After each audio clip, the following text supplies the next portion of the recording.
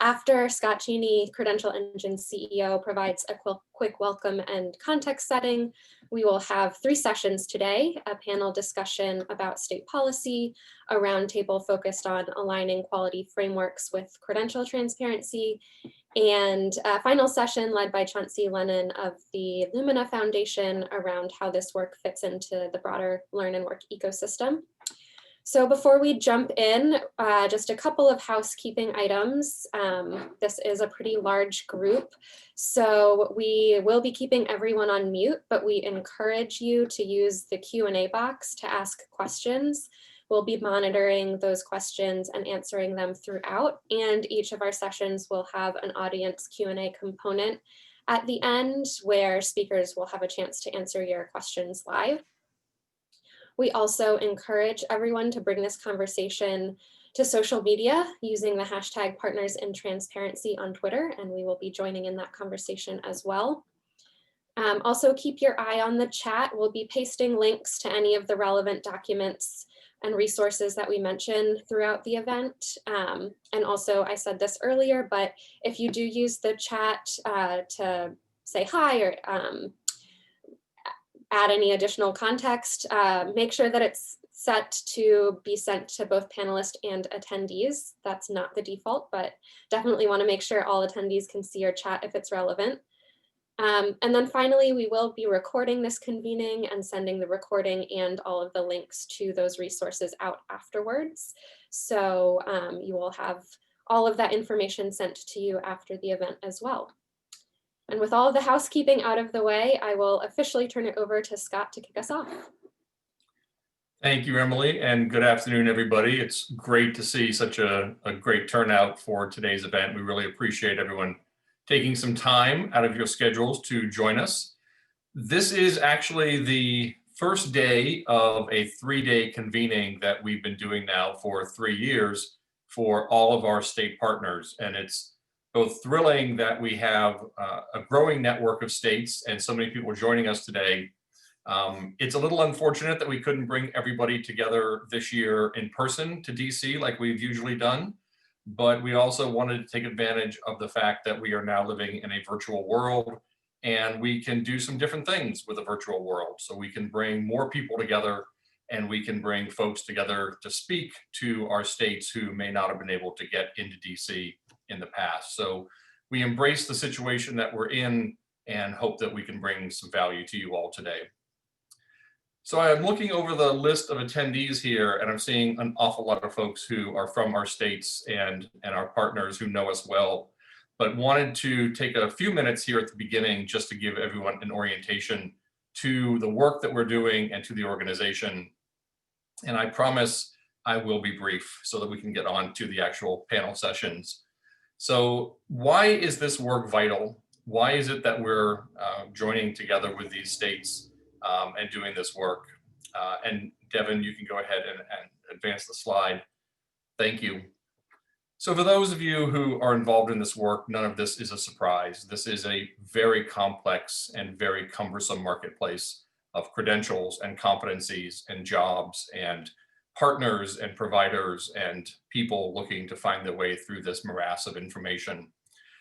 And it was a number of years ago that the Lumina Foundation, JP Morgan Chase, and the Business Roundtable, and since then joined by others such as Walmart and Microsoft, Gates and Google, ECMC and the Siegel Family Foundation, who have been supporting the work of Credential Engine and around credential transparency, to first and foremost build a common descriptive language, a schema, the credential transparency description language, in order to bring some sense and some order to this very complex landscape. Since their work began and since the original team began working to build this schema, it has become the standard for how to describe as linked open data credentials and competencies, their quality measures, their costs, their connections to jobs, their pathways and transfer value, all of the kind of essential information that learners and workers and employers need to be able to make better decisions in the marketplace. And we can't thank those funders and all of our partners enough for really seeing the vision and to launching this work. Since that time, we've been building the credential registry into what is now a ways to go from reaching the full goal, but the largest and most complex and the most comprehensive repository of credential and competency information and related characteristics anywhere. That is all available as linked open data and can be used by anyone through this open source schema. So that's the why we exist, to help bring some logic and some order and a mapping to this entire landscape. So who is it that we are in order to be doing this work? So Credential Engine, thank you, Devin, we can move ahead. Credential Engine is a nonprofit organization. We consider ourselves really a public good nonprofit. And the board and the founders established us as that in order to make sure that we were seen as a trusted, neutral source of information about all of these credentials that anyone could access anytime, anywhere. We don't do this work alone. We do this work very much as a partner with a very large community of education and training providers, employers and users, vendor partners, researchers, government officials at the local, state, national, and international level, all of whom contribute to this community-built and community-supported schema that is here for everyone to use and is intended to be eventually used not just nationally, but internationally. We support at Credential Engine this schema. We provide a set of technologies to work with partners to publish information into the registry. We support an open application marketplace because we do not believe that Credential Engine and Credential Finder should be the sole place that you can come to see this information. We want this information to be used broadly. So we're building a wide network of partnerships in order to support organizations that want to pull this data into new tools that better serve the public. And we very much are engaged with education and awareness and advocacy and trying to advance policy at all levels. We've been fortunate from day one that we have a very strong network of states that really understand this mission and have wanted to work with us from the very beginning, from when Indiana was our very first partner. And if Devin, you want to move to the next slide, we can show you that we've grown quite a bit. We now are working in 19 states and regions. The one region being the Los Angeles region down there in the corner of California. We do anticipate that by the end of this year, we will be working in partnership with all of these states, with half of the states. Don't want to get ahead of myself there. That we'll be working with half of the states, and our goal is to reach at least 40 of the states in partnership with us next year. We have focused up to now really on building out practical partnerships with states that want to be publishing data and using data in new tools. And that work has gone amazingly well. We really appreciate all of the leadership from these state organizations. And we began to understand that in order to have this data be consistently available, that learners and workers, that parents and teachers and educators and vendor partners that want to be building new tools, that what they really need is the assurance that this data will remain available, that will always be accessible and will always be transparent and open. So we've begun working on a state policy partnership with a number of very essential organizations and great partners who agree that this data should be openly accessible and available to the public. So we've launched a new state policy partnership, and we can move to the next slide, Devin, that just this week has released a new state roadmap and action guide to help inform states the various steps that they can go through and to work with the states on those steps to ensure that we actually are embedding this as an enduring policy commitment in those states. We've worked with these partners now for just about a year. Following this roadmap release, which we made available this week, and I think just got posted into the chat, and we can make sure it gets out to everybody who signed up for today. We've broken this roadmap down into a number of key steps, ranging from helping states and policy leaders, SHEOs and state chancellors of education to understand the value of transparency, how it fits into existing data work that's being done, whether it's data quality work or equity work or attainment goals, whatever that may be, to getting their arms around the count of credentials in their state. There's not one agency or one department that oversees all of this work. It ranges across a number of agencies and a number of authorities and governance responsibilities at a state. How do you then get all those credentials and publish them as linked open data so that they are transparent? And then most importantly, how do you build those into new tools that can actually serve workers and learners, laid off individuals, returning veterans who need to be able to access information in order to be able to use it to advance their own education and careers? So all of this work is really just now getting underway. We're going to be following up with a series of policy briefs soon, and then more detailed work with states to help advance both the publishing and the use, but also the policy aspects as well. We're going to be coming out soon with a number of new resources for our state partners to be using. We've just been launching a number of new functional sets of language within our credential transparency description language, from being able to describe pathways to employment earnings outcomes to quality, which we're going to hear a little bit more about in the second panel today, to transfer value and links to jobs. All new resources that we can bring forward and make this schema even more valuable to our state partners and to advance this work more. And I'll leave you with this thought on the last slide before I turn it back over to Emily to get into our session. So Devin, if you could move to the next slide, please.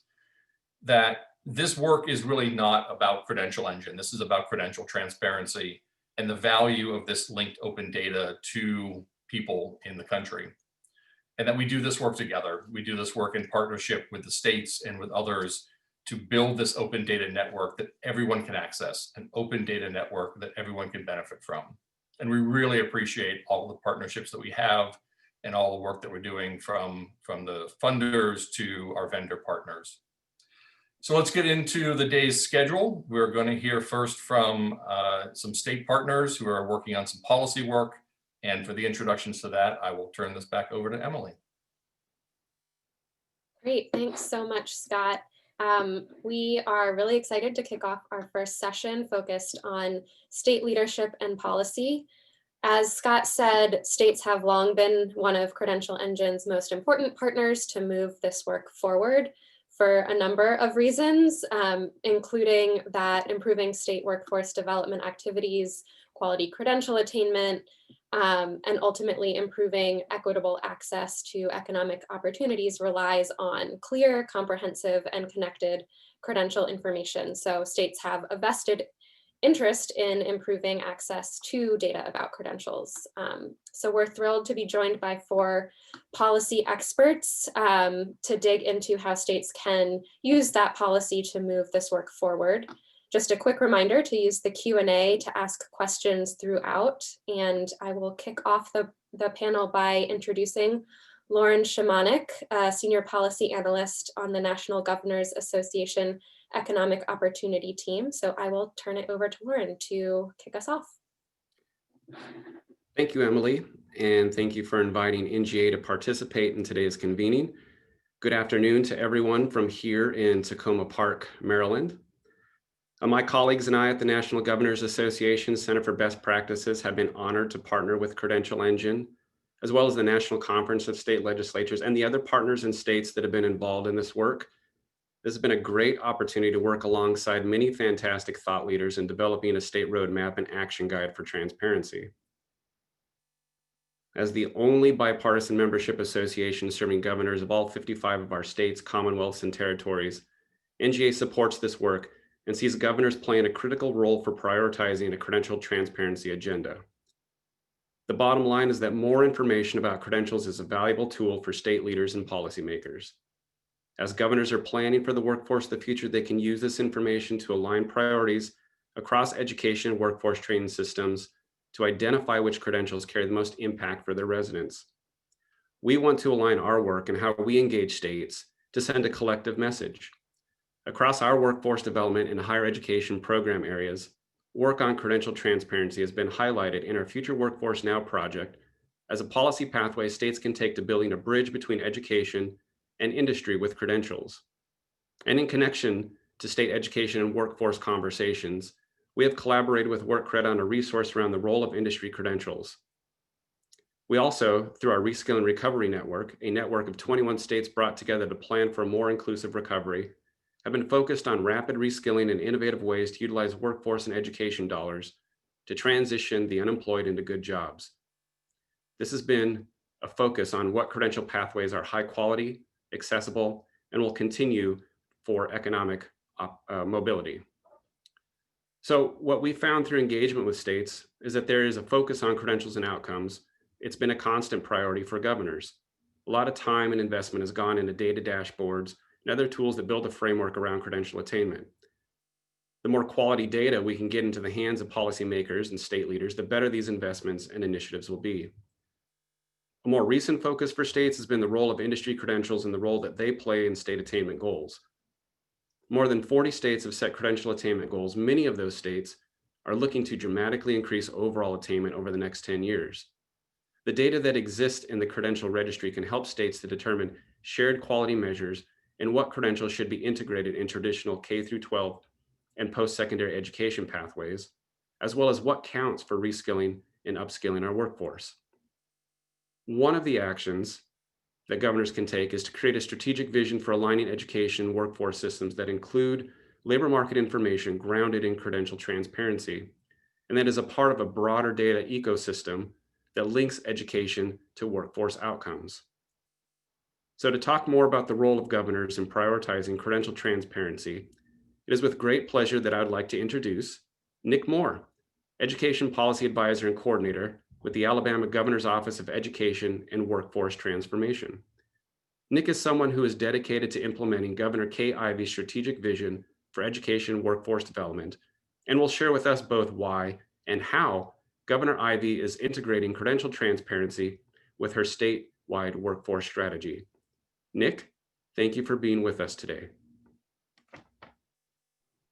Well, thank you, sir. And it's a pleasure to be joining you and looking at all of the attendees. It's quite an illustrious group, and looking forward to learning and sharing with all of you. I want to thank Credential Engine for the partnership over the last couple of years with the state of Alabama, and for the opportunity today to share a little bit of the progress that we have made in the state of Alabama. And part of that is to acknowledge that a lot of the work of connecting credential quality and transparency begins with the governor making that a priority.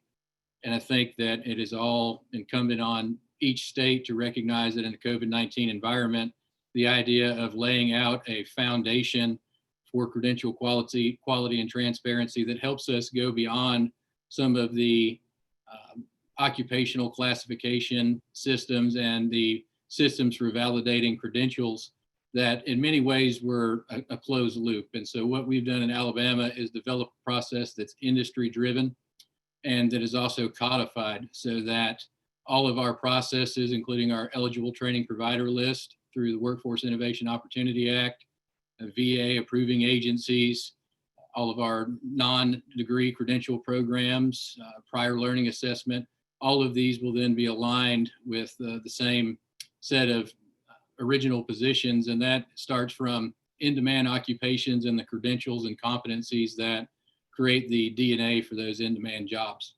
It is also part of the governor's equity imperative to ensure that we are developing in-demand career pathways that connect individuals with short-term asynchronous workforce and education training programs that also align to long-term degree and certificate programs, with the understanding that people that have the right mix of employability and occupational specific skills and academic skills have the best long-term labor market value. And so what we want to share with you today is an understanding that this can be done, that in very short order, a state can lay out a vision for credential quality and transparency, and working with a network of partners who are working at a feverish pace in this space to lay out a new foundation for competency-based learning and also a demand-driven talent ecosystem. And so what we are doing is using credential transparency and the opportunity to develop competency-based and demand-driven programs as a foundation for reaching our statewide attainment goal and labor force participation goals with an equity lens, because we want to make sure that each of our populations with barriers to entering education and workforce training are part of a career pathway that leads to self-sufficiency. So that's why we think that non-degree quality assurance and a lot of the work that we've been doing with partners like NGA and National Skills Coalition is one half of the equation, and then credential transparency, the work that we've been doing with Credential Engine, is the other half of that equation. And then if we wanted to go from it being an equation to a triad, bringing in our employer partners to help us validate the credentials and competencies that we have determined that are aligned with our in-demand occupation. So certainly do love to, or look forward to getting into some of the further details, but thanks so much for the opportunity. Great. Thanks so much, Nick, for joining us. I'd now like to introduce Sunny Day, Program Director at the National Conference of State Legislatures. Sunny, thanks so much for joining us, and kick it over to you. Hey, great. Thanks so much for inviting me to join this conversation. The National Conference of State Legislatures supports the work of the 50 state legislatures by sharing research, best practices, and examples of policy and legislation from around the country. State legislators know that work in America is changing, and we see them taking action to identify and address how changes in work will affect their state economies and workers. Credential Engine is potentially the infrastructure that will allow states to meet some of their key post-secondary and workforce goals. Specifically, we are seeing legislators implement a variety of strategies to make sure that students and families have reliable, timely information about career pathways and earning outcomes of various higher education pursuits, as they know that reskilling and upskilling will remain crucial in this uncertain economic environment. So we've seen states enact legislation just this year. In 2020, a year that frankly did not see a whole lot of legislative enactments compared to previous years. And it seems to be a direct response to the pandemic and concerns about the impact of the changing workforce. For example, Kentucky enacted new legislation this year that requires the compilation of the most in-demand jobs in the state along with salary information. And Colorado enacted new legislation this year, authorizing the collection of the data necessary to calculate return on investment metrics related to student outcomes. So the promise of this work with Credential Engine and our state policy partnership is that it can provide all state policymakers with the actionable information about the education demands of the labor market, the skills needed for success, and the credentials that will signal those that competence in the workplace. So with that, we are lucky to be joined today by Delegate Jared Solomon from Maryland. Delegate Solomon serves on the Legislative Appropriations Committee, including the Education and Economic Development Subcommittee. And I learned that he was also a high school teacher in a previous life. Delegate Solomon, we'd love to hear from you about the credential transparency legislation you're drafting, how it fits into ongoing work in Maryland, and why you're focusing on this issue. Thank you, Sunny. It's a real pleasure to be here. Thank you to Scott and the Credential Engine team for the invitation. Scott and I actually used to work together on Capitol Hill, so it's wonderful to be in a different position, pushing really cool ideas forward. So I am about midway through my first term in Maryland, and you know, I think honestly, Nick touched on so much of why it's important. I mean, you know, what's going on in Alabama is very similar to what we're trying to do and what we're hoping to do in Maryland. And, you know, as Sunny mentioned, I started my career as a high school teacher in Baltimore City, and, you know, I represent a district right outside of Washington, D.C. in Montgomery County, but the needs are really the same. At the end of the day, it's about trying to make sure that students have pathways, you know, whether that's through credentials, whether that's through you know, apprenticeship programs, or whether through a traditional 4-year, you know, and advanced degrees to jobs, you know, and making sure that as we grow our workforce in the state and we grow our economy, that we have we have people who can fill those positions. You know, in Montgomery County in particular, we're you know, sort of fourth now in the country for life sciences and biosciences. You know, we have a number of companies that are working feverishly on the vaccine, and we can't fill our workforce. And you know, we have CEOs all the time who are saying, we have these positions, we don't know how to fill them. They're not jobs that necessarily require you know, advanced degrees or even 4-year degrees, and they're jobs that are skilled, are well-paying, could lead to, you know, greater opportunities down the road. They are family-sustaining wages, and we don't quite have the pathways yet to really fill that. And so, you know, this legislation to me is the first step in consolidating, you know, a whole variety of different systems that we have in place throughout, you know, our Department of Labor, our Commission on Higher Education, and our Department of Education, to really put everything in one spot. So, you know, the consumer, who is the student and the employer, can really see where are the pathways, what do these programs look like, what are the qualifications we need to be able to get these kind of positions, and ultimately at the end of the day, grow our economy, get people employed, you know, and continue to thrive.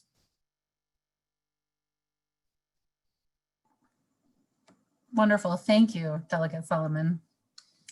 I'd like to turn now to Nick and ask generally, what is the role of the legislature in your state and how might it contribute to this effort? Early on, our legislature were strong partners in getting Act 2019-506 passed into law. Did two things. It created a third-party quality assurance body called the Alabama Committee on Credentialing on Career Pathways, which has a two-pronged mission. One, to use labor market information and a battery of criteria we call the 5-star rubric for identifying in-demand occupations. Looks at things like making sure that it's at least 70% of the mean regional wage, that we've got growth on an annual basis and over a decade. And then an occupation is at least over the lower living standard for a family of 2, or requires a credential of value, so that we're looking at occupations that are part of a career pathway, or if they're a terminal occupation, that they lead to a family sustaining wage. And then secondly, once those occupations have been identified, we develop competency models and career pathways that allow for employers and training providers to develop demand-based training programs that create the right recipe for the skills and competencies that employers want to see right away for somebody to be able to enter that occupation and then to move up along a career pathway as they go. So the legislature was a key partner in getting that program established and the ACCC passed into law. And then also our Alabama Office of Apprenticeship, which has a statutory mandate to expand all forms of work-based learning and to also develop competency-based occupational frameworks that will operationalize the competency models and pathways developed by the ACCC.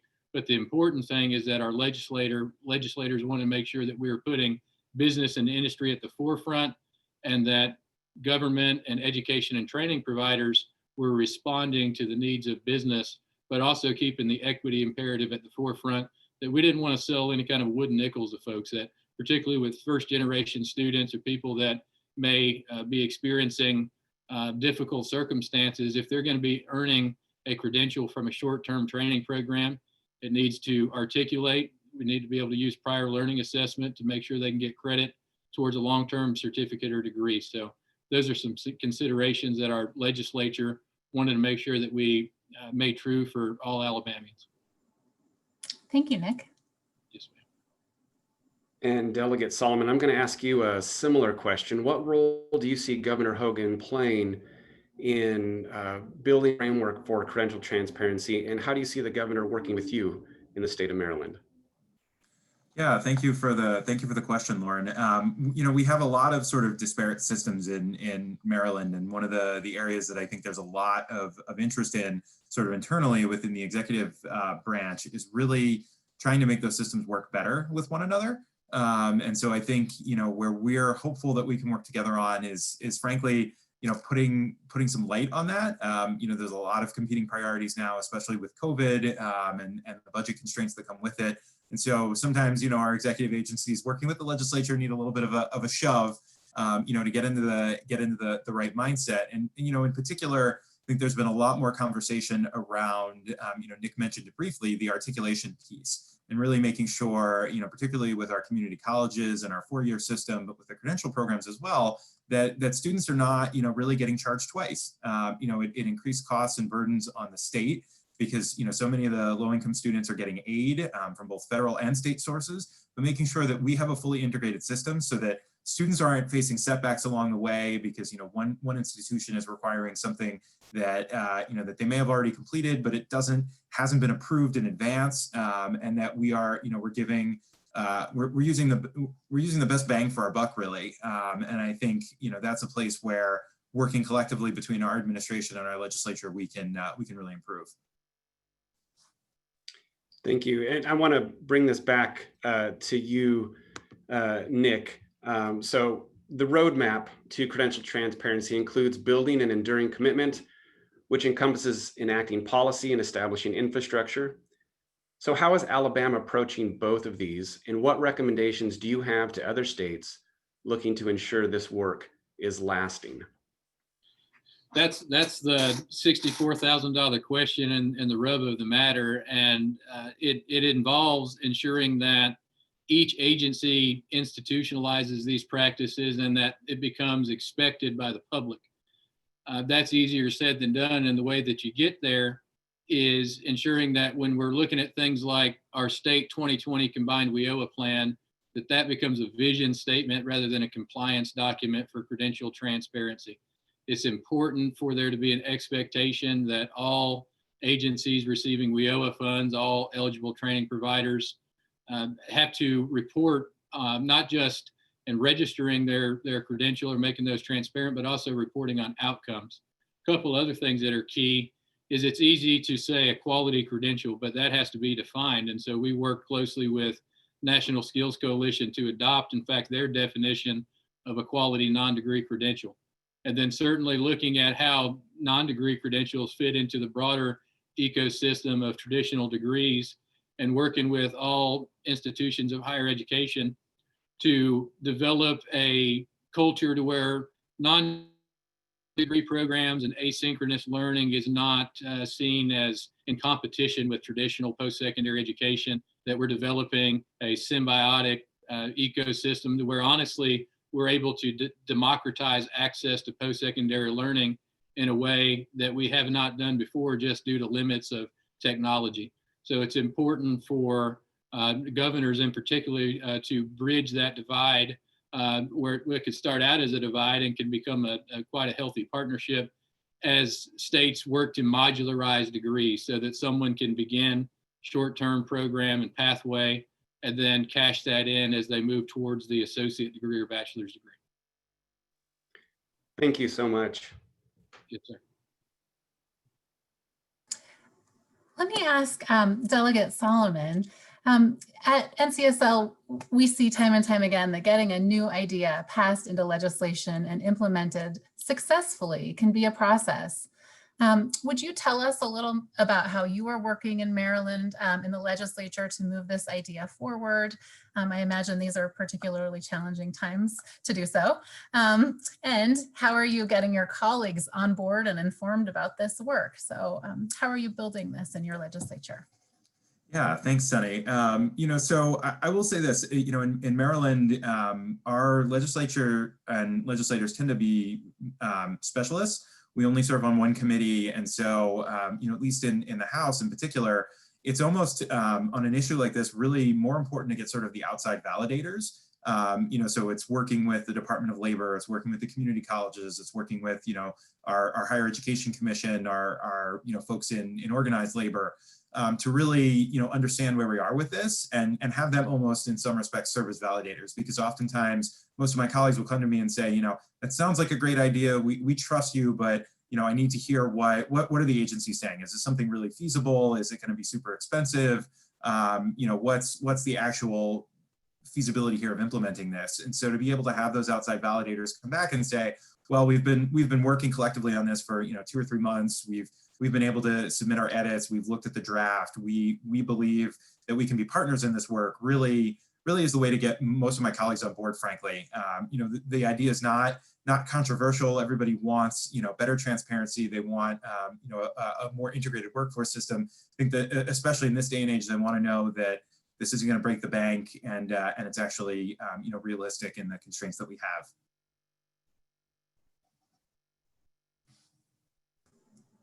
Thank you for that. I saw, in the Q&A, some interest in, whether we're getting any detailed or short-term information about what's coming right now in terms of changing jobs. And I just would reflect back that I think all of us are really saying the demand is so strong. And that's why we're seeing it enacted at this various levels of government, is because students and families need this information right now. Would love to hear additional thoughts from anyone who really wants to speak to these issues. I'll take a crack at that, because I noticed also that someone from the Strata Education Network is a participant. I want to take the opportunity to thank them for the COVID-19 Consumer Insight Survey, and that gave us the idea in Alabama to develop the Alabama Survey of the Underemployed and Unemployed that we conducted in August.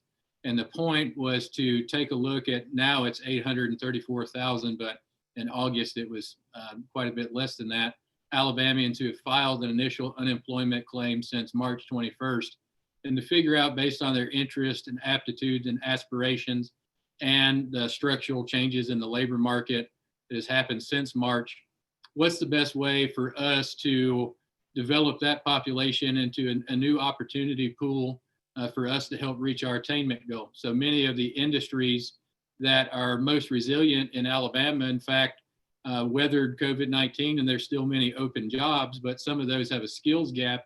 And so we are facing the position that the 834,000 folks that in February maybe were working a couple jobs or working in a position that maybe was not leading to self-sufficiency. Now we have an opportunity where they have been displaced economically to use short-term reskilling, upskilling to help them re-enter into one of our more resilient sectors like manufacturing, healthcare, IT, construction, transportation, distribution, logistics, and then also coupling that with the wraparound supports they need to persist and overcome some of the benefit cliffs that we all know people face in these transitions. So we're going to be using our Reimagining Workforce Prep grant to design a program that specifically helps individuals that are WIOA eligible and that may also have a basic skills deficiency to use the Ability to Benefit program through the U.S. Department of Education to be able to use that program to earn a couple of credentials, and through a short-term training program, enter into their first entry-level occupation and in-demand pathway, and then already open up the door to further post-secondary learning as they move on towards a destination job. And we hope to scale that so that it's just indelible to our training ecosystem even after COVID.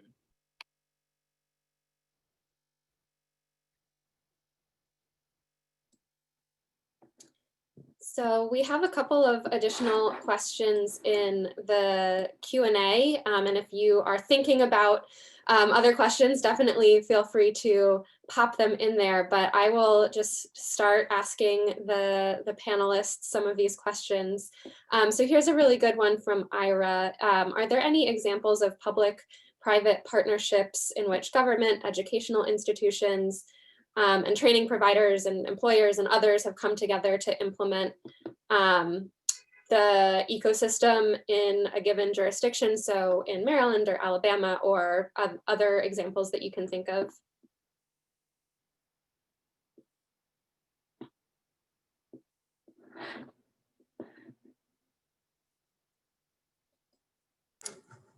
How about I can take a shot at in this fact, one. example of a private-public partnership yesterday that included, and I think my connection got unstable there for a second. So if Representative Solomon was about to say something, I didn't want to get in front of him. I think you're good. Okay, but so I visited yesterday the Alabama Academy of Craft Training.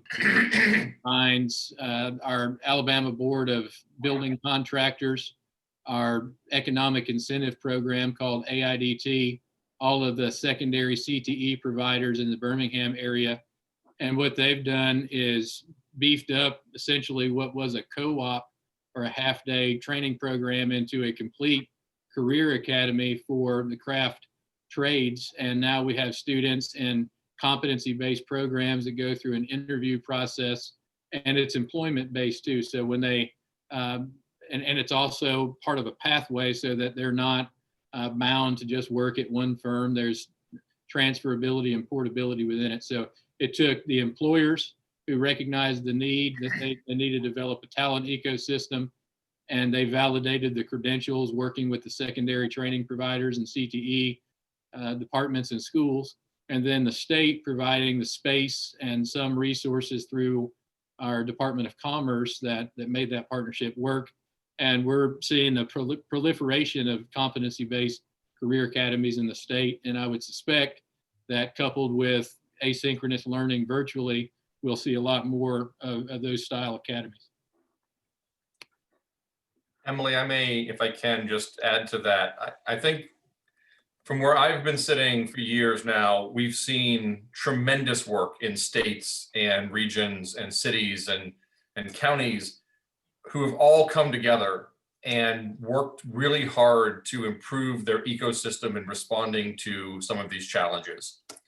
I think the difference that we're seeing now is we're seeing the explosion in the number of credentials. So it's really hard when you're trying to come up with solutions to immediate problems to have the time to go do a complete scan of all the credentials that are out there, everything new that's being created, not just locally, but outside of your region that people can tap into.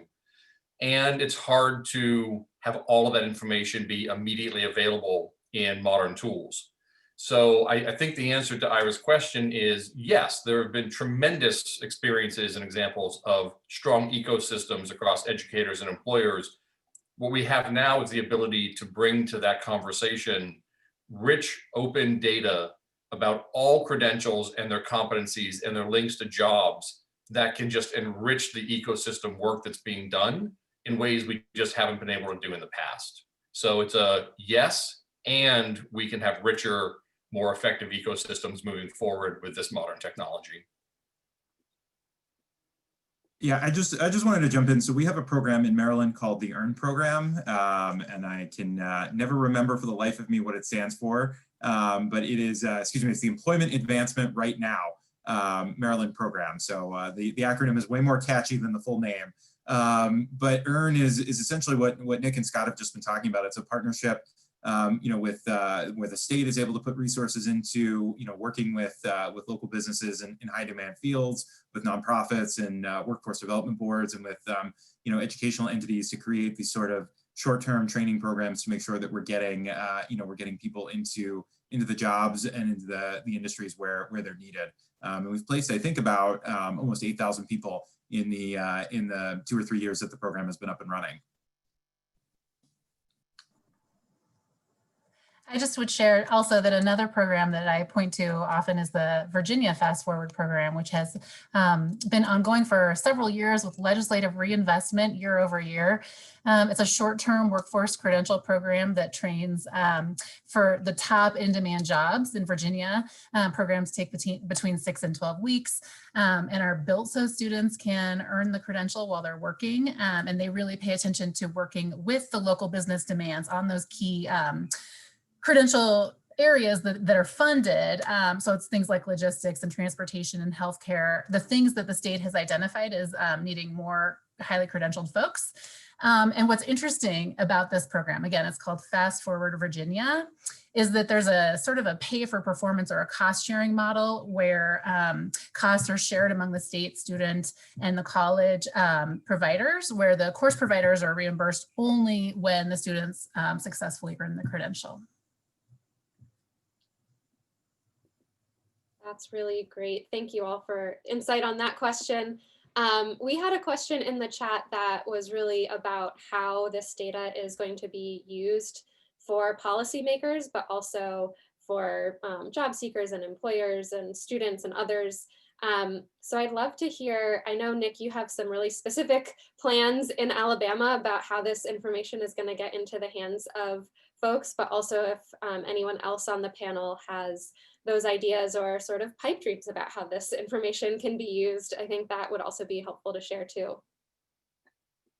Well, thanks, Emily. And so part of the data equation is developing the macro level data so that states can analyze longitudinally the P20W spectrum and make big adjustments to policies and align programs. But more broadly, and I think what is even more interesting, at least from my perspective, is how we can return these data back to the people of our states so that they can make really data-driven decisions, about, not only about career exploration and discovery, but also to serve as their verified resume and learning and employment record. So what we're going to do in Alabama, what we are doing is developing the Alabama College and Career Exploration tool that's going to do all of the job board and WEO intake and career exploration processes, but also will serve as a verified resume so that when employers are using the competency models that I discussed earlier to make skills-based job descriptions, that they will be able to hone in on the specific pool of applicants that have mastered the competencies and earned the credentials that denote mastery of those competencies. And what this will do is allow us to help our employers and training providers mitigate degree inflation and other things to where we may be taking a look at somebody's workforce and we're putting a bachelor's degree or an associate degree in the job description. But if we looked at the incumbent workforce, maybe nobody has an associate or bachelor's degree. So we'll help employers make sure that we are developing job descriptions that in fact call for the exact skills they need. And that, of course, doesn't discount the fact that when we do need to put the degree in there, that will mean even more when we do see those things. So it will help ensure that the recipe for education and training programs is aligned with the labor market demand and will give someone broader access to their own data to make the very crucial decision about what career pathway they want to go down, rather than in many cases where we see somebody popped in front of a computer for 5 minutes and they say, well, you're going to be an architect. And no, that's not necessarily the best we can do for people.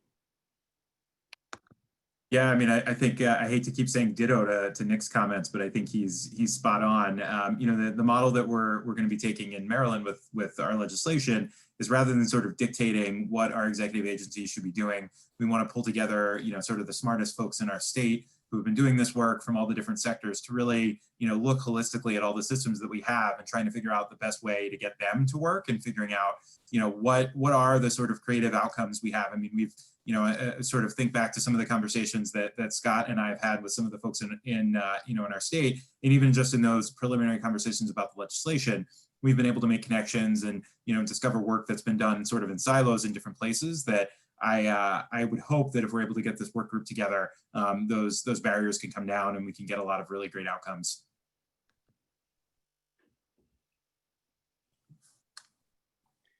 You know, there was Rachel had sent a couple questions that seem to align. I just wanted to say that there's an aspirational opportunity, probably more tangible than aspirational.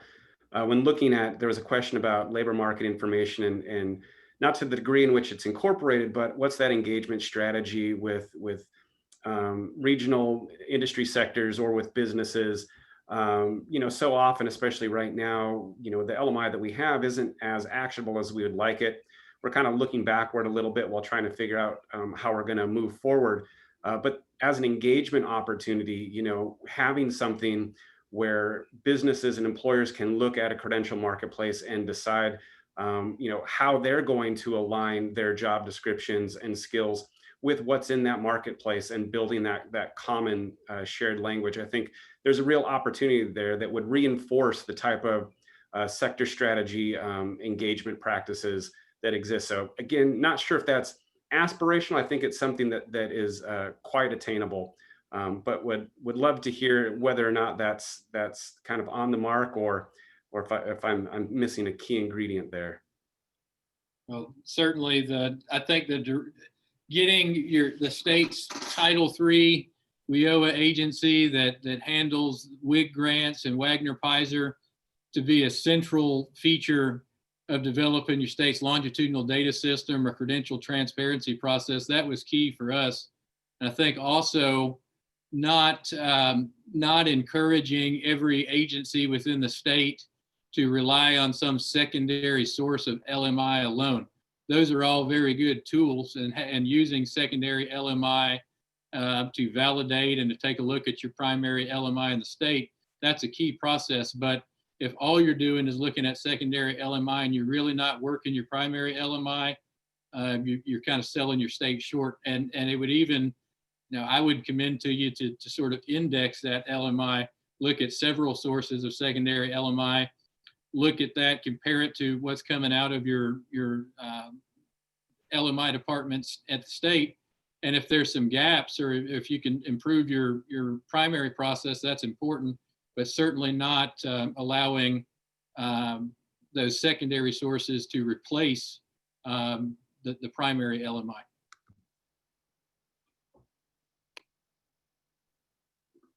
There's a great question in the chat about what incentives, carrot or sticks, are any of you thinking about or using for aligning programs around credential data, specifically to higher ed, but if there's other folks that you're using carrots and sticks for, I think that'd be helpful to share too.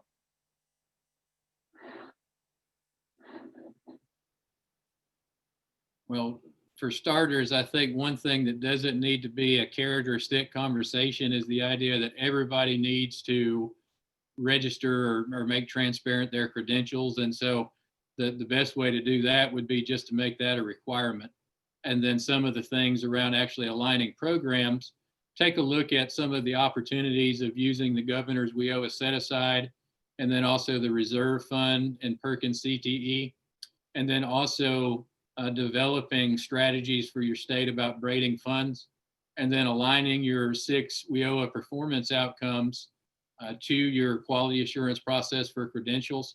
And then, of course, if you can, working with your legislature to provide outcomes-based incentives for those that reach their targets. But some of it has to be non-negotiable and to get this framework going. And then once everybody has gotten on board with that new ecosystem, and there's many ways to incentivize program alignment.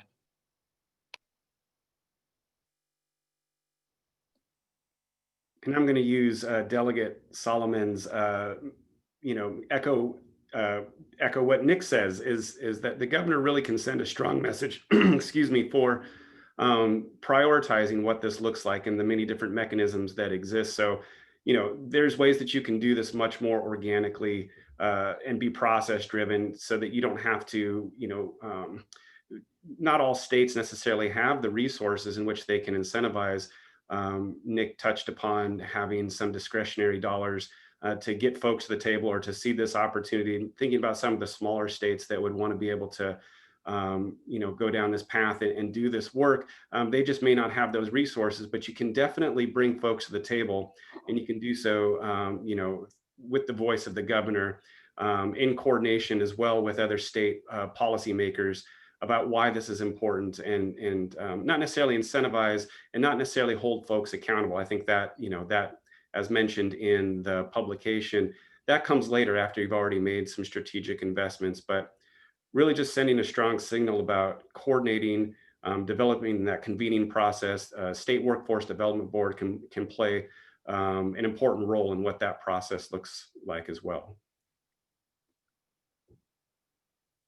Great, thank you. And we'll close this session with a question that is a really great transition and unplanned to our next session.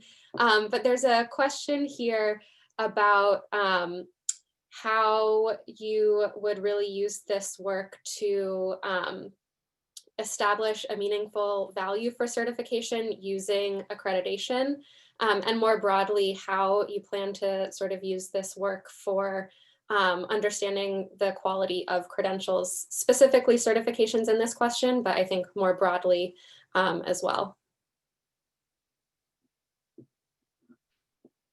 Well, developing a competency-based ecosystem for learning is ultimately, in my view, what we've been striving towards for a long time. But because of, we didn't have blockchain technology or really fast computers and the other types of technology allow us to operationalize this work, we were using time and credit hours and other substitutes for learning or true learning. And so I think what we find now is that there's a lot of different conversations that try to make all this stuff sound mutually exclusive.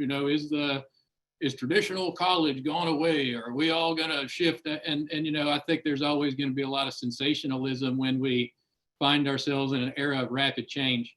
But I think what we found is that technology and the moment of time that we're in with COVID-19 has allowed us to get past a lot of the anecdotal stumbling blocks that were holding up progress towards a more competency-based learning ecosystem. So I think this foundational work of making competencies and credentials and career pathways transparent is simply us laying the foundation, if you will, clear cutting the forest for everyone else to then come in and build the communities and build the town. So we're sort of populating a new learning ecosystem that I feel like is going to become standardized throughout the rest of this century. Yeah, I mean, I would again echo Nick's sentiments. I think our hope with this work group is that we're able to figure that out, because I know our community college system is starting to take a very strong look at what are they offering that's actually helpful. In a world again of limited dollars, you can't continue to put money into programs that aren't working. And so I think this is again for us the first step in the direction of, as Nick said, really figuring out how we lay the groundwork for these types of programs and this type of quality measure to go forward.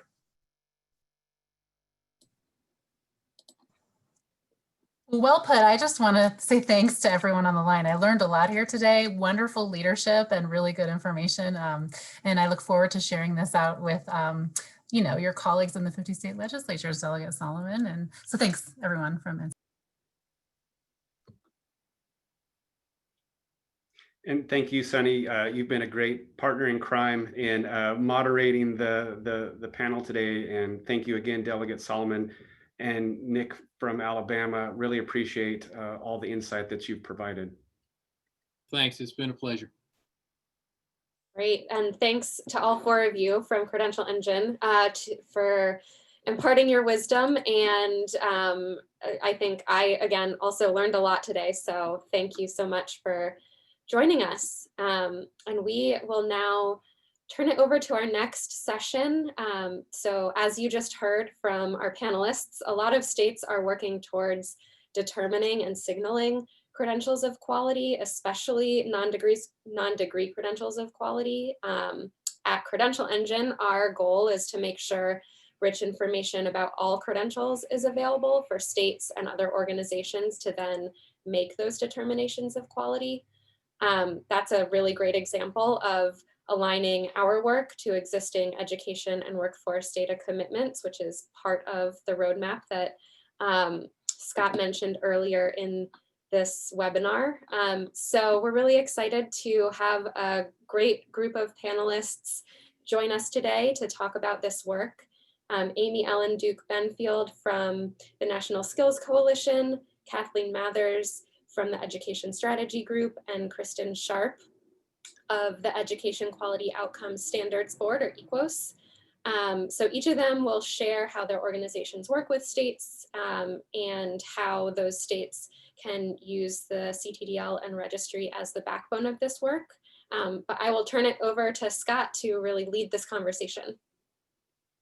Great, thanks, Emily. And let me thank Delegate Solomon and Nick, who have been just amazing to work with in their states and really are great leaders there.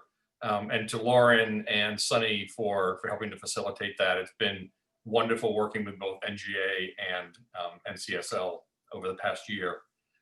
So as everyone just heard in Nick's and Jared's conversation, quality is a central part of all this work. As Nick said, there are now 40 states, or maybe Lauren said it, 40 states or more who have attainment goals. And the attainment goals are not just about getting to any credential, it's about getting to a credential of quality. It's a credential of value that actually has meaning in the labor market. And one of the reasons that Lumina Foundation was so interested in establishing Credential Engine and in making sure that there was a credential transparency description language was recognizing that as we look to try and understand what are those credentials of value that should count toward those attainment goals, we have to have some way of being able to have an apples to apples comparison and to being able to give everybody, not just the policymakers, not just the educators, but the workers and the learners and the employers, the ability to see across this entire landscape and to have the ability to make their own determinations about quality. So as Emily said, part of what we do at Credential Engine is to ensure that we have those descriptors in the schema to describe quality. And we've had things like costs and competencies and earnings and employment outcomes and transfer value and pathways and links to jobs. And those are great, but we also know that we need to have them provided to and made sense of in a state context. So we've been thrilled to be working for the last several months with National Skills Coalition, Education Strategy Group, and EQUOS. I'm going to, Kristen, if I can, just use the shorthand for that because it's easier to say than the whole title. Because these three organizations have been working deeply with states over a number of years to make sure that they're helping states think through quality frameworks and quality metrics as they're looking at these attainment goals and at the credentials that are available. So I'd like to start with Amy Ellen. And Amy Ellen, if you could just do a quick introduction of the work that National Skills Coalition is doing in this space and the quality frameworks and metrics that you've been using, and then we'll go around and then have a conversation about how we're all working together. Sure. Thanks for having me today, Scott. And I'm excited about this panel.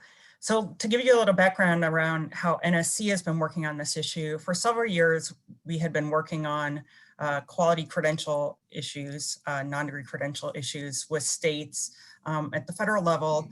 And a couple of years ago, became interested in this idea of bringing a set of states together that had already established quality standards and working together to develop a consensus quality assurance system, so to speak, around non-degree credentials. And so we worked with 6 states that already had definitions and criteria well established, whether it be for financial aid programs or industry recognized credentials with K through 12, and developed a consensus definition and then vetted that definition with an additional 6 states that were interested in this work, as well as a set of workforce, higher ed, and civil rights groups. I think it's important that we not just look inside on the policy end, but also think more broadly in terms of how these policies impact folks out there in the real world. And so with that consensus definition and criteria, which include 3 mandatory or required criteria, which are substantial job opportunity, transparent evidence of the competencies mastered by credential holders, evidence of the employment and earnings outcomes of individual after obtaining the credentials, and then a strongly recommended criteria is stackability to additional education and training. So fast forward several months and COVID, and we're working with a group of 6 states specifically who want to adopt those criteria. And so working with them on adopting the criteria and operationalizing the criteria. And then a second and third component have to do with what policies are the states advancing to ensure that we see more attainment of quality non-degree credentials, access and attainment, as well as the data policies that are necessary to support this sort of work. Great. Thank you, Amy Ellen. Kathleen, I'm going to turn it over to you and the overview of ESG's work in this space. Thanks, Scott. Can you hear me all right? We got you. Yep. Excellent. Good afternoon, everyone. My name is Kathleen Mathers. I lead the career readiness work at Education Strategy Group, or ESG for short. Pleased to be joining you today. At ESG, we have supported what we call our credentials of value work over the last few years. And we did that by by developing a toolkit for states that really outlines our quality framework. We'd worked with a number of states in the field, and that we found across those states with non-degree credentials in particular, there was a lot of confusion and frankly frustration over how do you figure out which of these actually have value? There's thousands and thousands of them out there.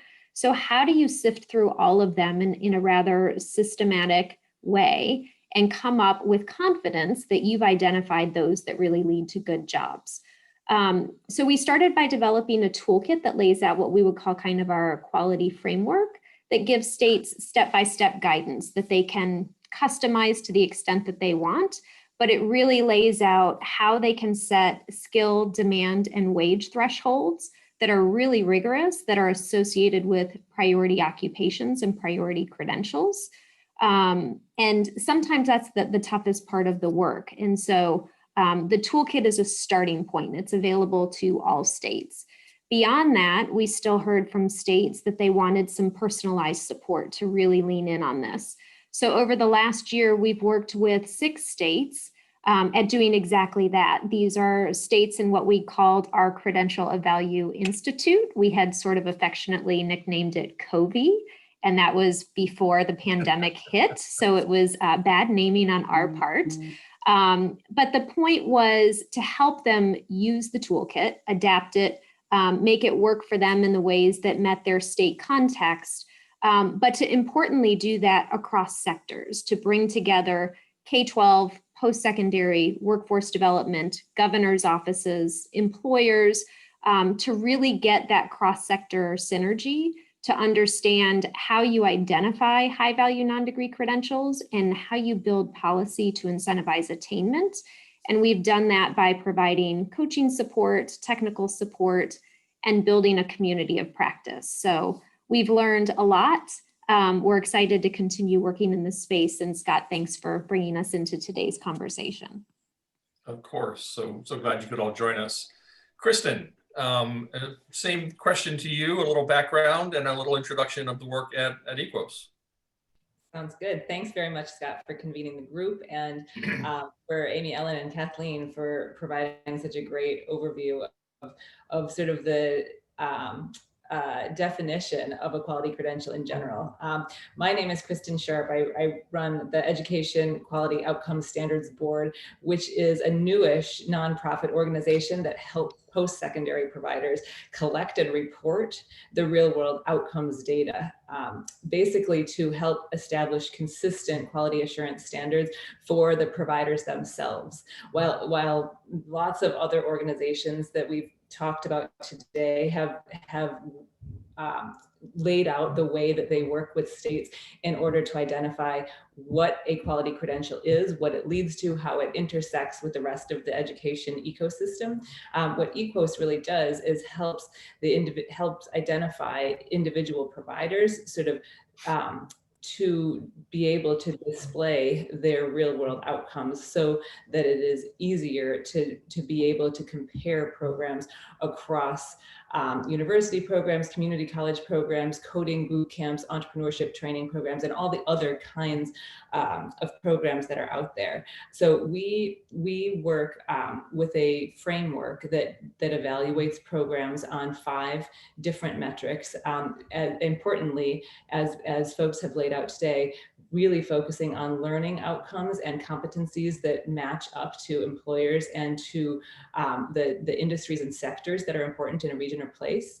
The completion rate, the placement rate, the earnings bump that a learner gets as a result of the program, and the student satisfaction and sort of connection with the cohort, instructors, those kinds of things.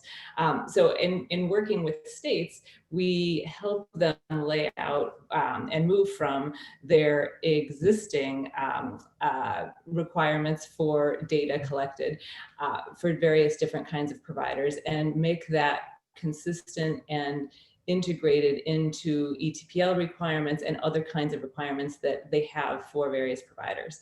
So the goal is really to have sort of to encourage and incentivize all programs to be outcomes focused and to not just provide information and knowledge to learners, but to really help those learners be able to translate the knowledge into successful real world outcomes. We want it to be consistent across programs, and really we want to be able to help states and other kinds of aggregators to identify and scale the kinds of programs that are working. I'll stop there, and I think that there's a lot that we can all talk about together as well. Oh, I don't know. I don't think a conversation about quality has a lot of places to go, right? We're probably done. Let me just take a second and give each of you a chance, because we have a lot of people on the call today. Let me just ask each of you to just mention the states you're currently working in, because I think it's good for everyone on the call to know, if you're in one of their states, they might want to learn more about it. But if you're not, maybe they'd want to reach out and talk to you quickly. So let's just go in reverse order. Kristen, where are you actually on the ground now? So we're in pilot program with the state of Colorado, and are in sort of discussions with a few other states, including Indiana, New Jersey, and a few others, to think about how they would integrate the EQUOS framework into their existing systems, and to start thinking about how they want to use it. Great. Kathleen? We just wrapped up our first round of COV Institute work with Massachusetts, North Carolina, Ohio, Kentucky, Florida, and Washington. Awesome. And Amy Ellen? Sorry about that. I forgot to unmute myself. Alabama, Louisiana, Oregon, New Jersey, Virginia, and also Colorado. Great. So for those of you who are on the call, if you didn't recognize that your state has a partnership with one of these organizations, we can certainly help get you connected. I think one of the goals here is to make sure that the work being done is not just being done in the workforce division or the higher ed division, but really, because credentials cover so much, so many different agencies. My question to each of you is to think about and help share what's being done to have more commonality of approach around quality across states. Are you working with a particular agency to think about quality, or is what you're doing relevant to all credentials or all different providers and different agencies? And how should a state, if we have a partner on from one agency, think about their role in working with you if you're working with a different agency? And I'll let whoever wants to start go from there. Well, I'll jump in, Scott, and say that that's sort of a core piece of ESG's work, is that this is cross-sector, right? We're focused on value to learners, whether those are traditional or non-traditional learners, whether those are K-12 students looking towards their future, or whether those are displaced workers who are trying to kind of reorient themselves and upskill and reskill and land in good jobs. So when we talk about value, we're talking about that leading to in-demand jobs with family-sustaining wages. So we strongly encourage K-12, post-secondary, workforce development, governor's offices to all kind of come together and have similar, put similar strategies in place to arrive at a consensus of what we mean by value. We've been fortunate to be working with the National Skills Coalition on different pieces of this work as well. And so there's a lot of natural synergy there. I'll jump in here, Scott, to echo what Kathleen said. In running our Policy Academy, we have a similar kind of approach to working with a broad set of stakeholders. Want to throw in an additional group is economic development, which has made the conversations in places like Virginia and Louisiana really rich, as well as working with the community college system. And I think it's important to note as well, to highlight some of the work that Oregon is doing, is it's also important to have the worker perspective in this. And I think that a lot of us are always focused on who from the agencies do we need to have buy-in, but there are also consumers here that I think we're all concerned about. And then, I think that we all have to recognize that while systems work to achieve a consensus and operationalize quality definitions, they also have to signal these educational opportunities to students, adult learners, and people in career transition, and work towards state policies that support quality credential attainment. In terms of One thing I do want to add, though, is that it's essential in each of these departments or agencies that you're working with that you have the right data folks with you sitting around the table, because this does require a great deal of data sharing when you're talking about quality assurance and setting some of these indicators up. And so I think it's important to include those folks in the discussion as well. Yeah, so I agree on the data point and think that one of the things that I've been most surprised at in talking to different states as they start thinking about how to transition post-secondary programs to outcomes-based reporting is one, that it's so difficult to sort of align all the different people in a state that are working on traditional 2 and 4 year programs, the non-traditional and or accelerated non-traditional programs, and the labor force stuff. Not that, and that's leaving aside anything related to K-12, but just in post-secondary, that's very difficult. But beyond that, even when a specific definition of what a quality credential is and how it aligns to various industries is adopted, there's still so much that's unknown about how to actually collect and report the data. and so just, figuring out systems for those pieces of data to be interoperable among providers themselves, how they report it to the state, and how it matches up with other state collected data, particularly in earnings and like sort of people's trajectory after their first job, is really hard to track. And so thinking about how to make those systems be more connected with one another, I think is something that everybody should really be thinking carefully about in states. We get a lot of questions from both states that say, okay, well, how do we get this information about what data to collect out to individual providers and then work with them to get it back to us? And then conversely, from individual providers who are like, we don't really have a data person that is like consistently full-time devoted to just collecting and reporting information about people that go through the program. Like, how do we set that up and how does it integrate with the state? Which is a great segue to my next question. Each of you was doing phenomenal work on your own. ESG and NSC have been doing more work together. And we came on the scene about 3 years ago. And I'm wondering, obviously for us, we do not define quality. Our job is not to set that framework or to decide which credential is meeting certain standards or not. It's to make sure that the data is accessible in this format. And so working with you brings to the table this partnership of making sure that states who are using your frameworks can signal, we talked about the learner at the center, but also the educators and the employers can signal what their outcomes are on some of these credential measures or these quality measures. I'm wondering from your perspective, and really for a state, what is the value of the partnership between our organizations for a Colorado or Washington or Louisiana or, no one mentioned Wyoming, so I'll throw Wyoming in, right? Just to get a new state into the mix. So from your perspective, if you were to say to a state, what the value is of that partnership, what goes through your mind? Well, for us, at least, I mean, and I'll defer to others who are working with more states, because where we have an active state program that we're trying to build right now, we're also working with aggregator platforms that work with lots of different kinds of individual training and education providers. And so the ideal for us would be identifying what all the different options are out there, but then allowing a state to see very clearly and transparently, here are the different programs that have committed to reporting their outcomes data and reporting what the outcomes are for students. And here's the button or the star or something on the aggregating platform so that students, states, anybody else who wants to screen by here are the good programs, the programs with good outcomes, can easily screen by those factors.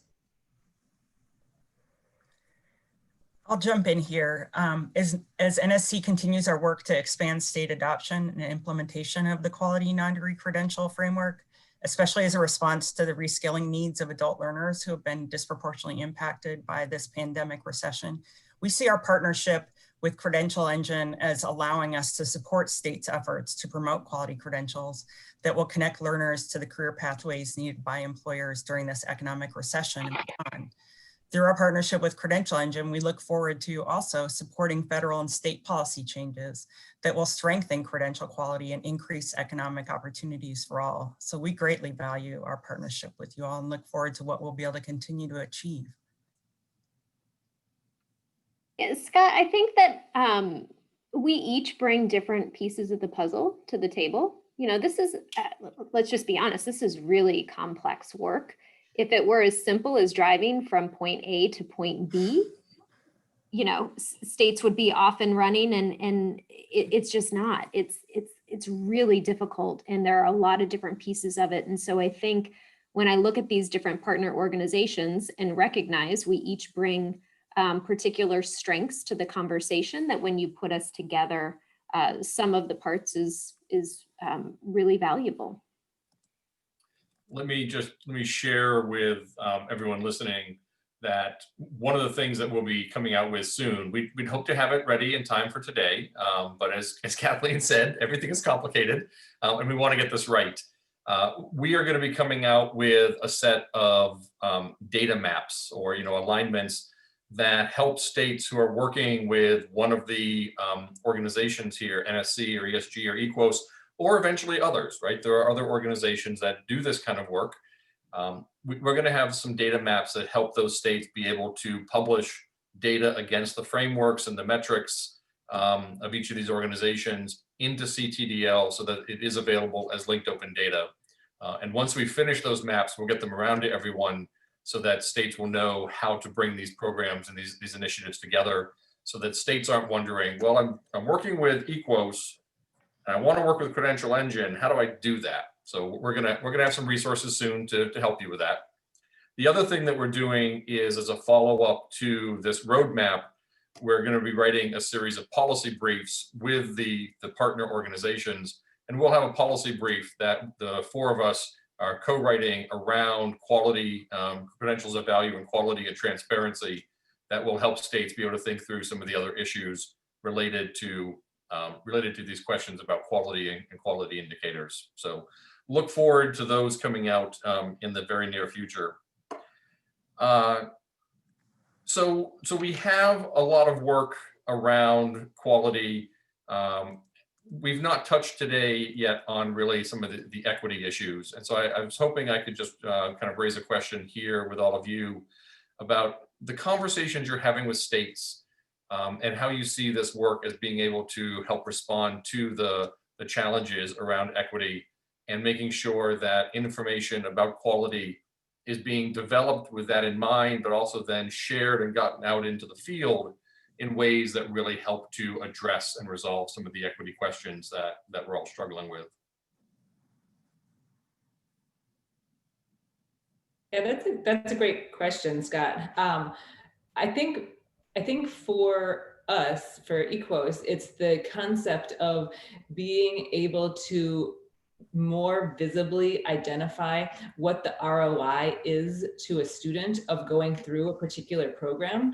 How likely it is that going through that program will result in more money or economic mobility or generating income in different ways, and having new skills that allow you to do that.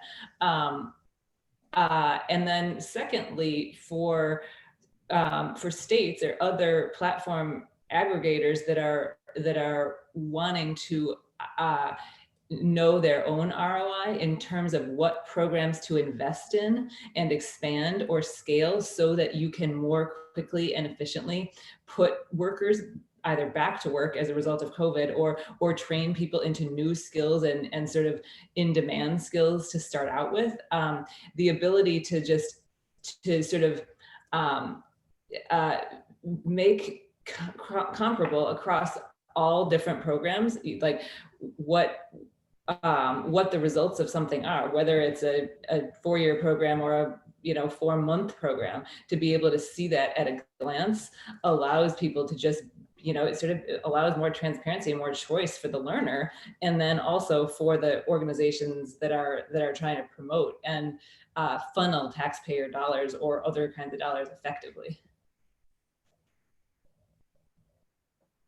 Yeah, I want to echo what Kirsten said and note how important data gathering is also around this in terms of having the opportunity then to have an ROI as well as evaluate who's in these programs and who's succeeding in these programs. And if there's occupational segregation, because I think we all know that CTE has a somewhat racist, maybe not somewhat racist past in terms of students being funneled into lower quality programs. And so we see our work as central to an equity ethic and the idea that we need to provide more opportunities for quality education and training for folks out there. But then we also need to figure out where folks are going in programs and what programs are successful. And if we see successful programs, we don't see people of color in there, then there's a policy failure. And we need to go back and look at the incentive structure and what is going on in the institution or in state policy that is closing off avenues for other folks. So I just wanted to poke that in, and I'll turn it over to Kathleen. Amy Ellen, I was looking for the little reaction button on the bottom so I could give a thumbs up or give you a clap, and I couldn't find it because I would echo very much what she's saying. This comes back to data again in so many ways, not just having the data capacity to do the analytic work on the front end, but from an equity perspective, the data analysis on the back end to see who's earning these credentials, how does that vary across race, gender, socioeconomic status. It's also about using data to understand which credentials you may need to deprioritize because of that occupational segregation. Our economy is shifting every day. It's just seismic shifts, it's going up and down, and you need the technical capacity to understand that and to make really smart programmatic decisions in response to that. There are some programs that have been around for a long time. I'm sure Kristen's looked pretty closely at this, and they just don't have the relevance today that they had 10, 20 years ago. So there's some tough decisions that have to be made, and you've got to start with that equity lens to be able to make those in a smart way. Wait, sorry, Scott, I got to add one more thing. Such good points that both Kathleen and Amy Ellen made me think about. And because both of them made really great points about how this tracks to equity in the aggregate and how we're thinking about how to make, you know, the funnel or the pipeline to different kinds of industries and sectors equitable, but also in the individual, at the individual level, we've found that in working with both quantitative data on completion and earnings and that kind of stuff, but also the qualitative level of what learning outcomes means for different segments of a student population is really interesting. Like that we've had individual providers report that some people, that often students, particularly adult learners or particularly, you know, sort of adult learners from lower income backgrounds do really well if they feel a strong affinity either with their instructor or with the cohort. And some things like that about the actual program design that really affect outcomes, which is pretty interesting information as well.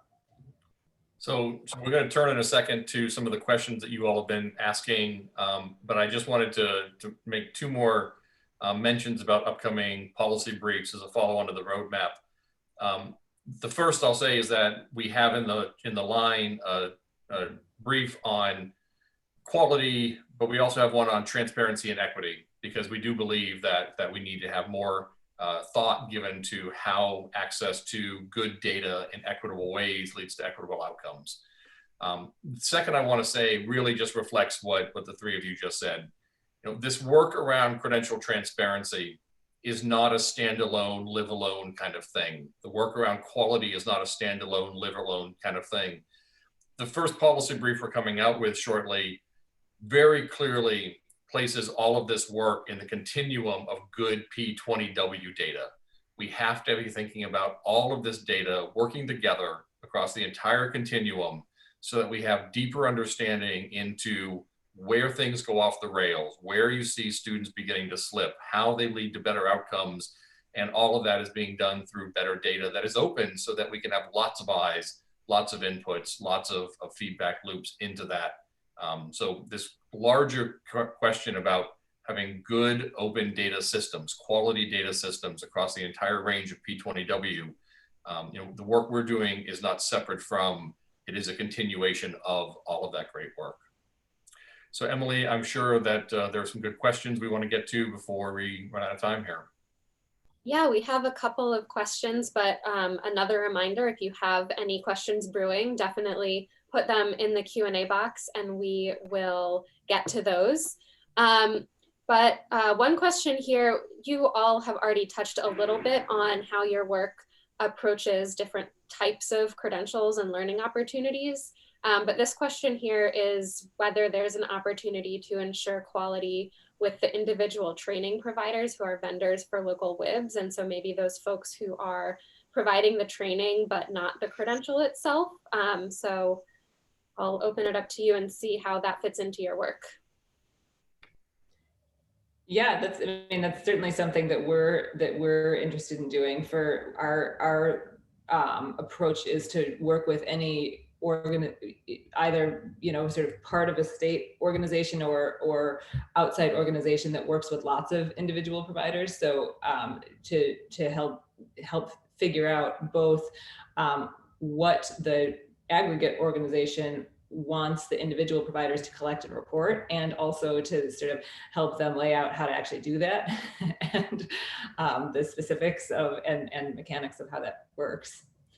So yeah, I think absolutely our outcomes framework works for groups that don't necessarily provide a license or a certificate, but have other definitions of learning outcomes, project-based work or sort of non-traditional apprenticeship-based work and that kind of thing.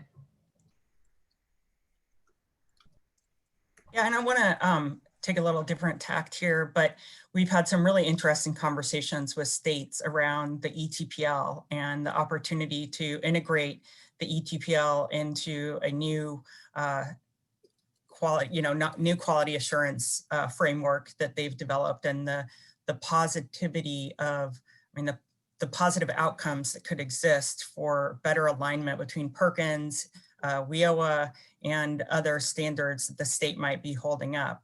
So I think that there are some really great opportunities, and we've been happy in the states that we've been working with to deal with the folks from the workforce agency, and in some places from municipal WIOA boards, so to speak, and help them understand. And in some cases, what we're talking about is people, I think one thing that because we're talking about transparency here, we're talking about, the fact that we're shining a light on all this stuff. Well, sometimes when light gets shined on something, it's not always the best outcome for the provider if they're not providing a quality credential or quality product out there.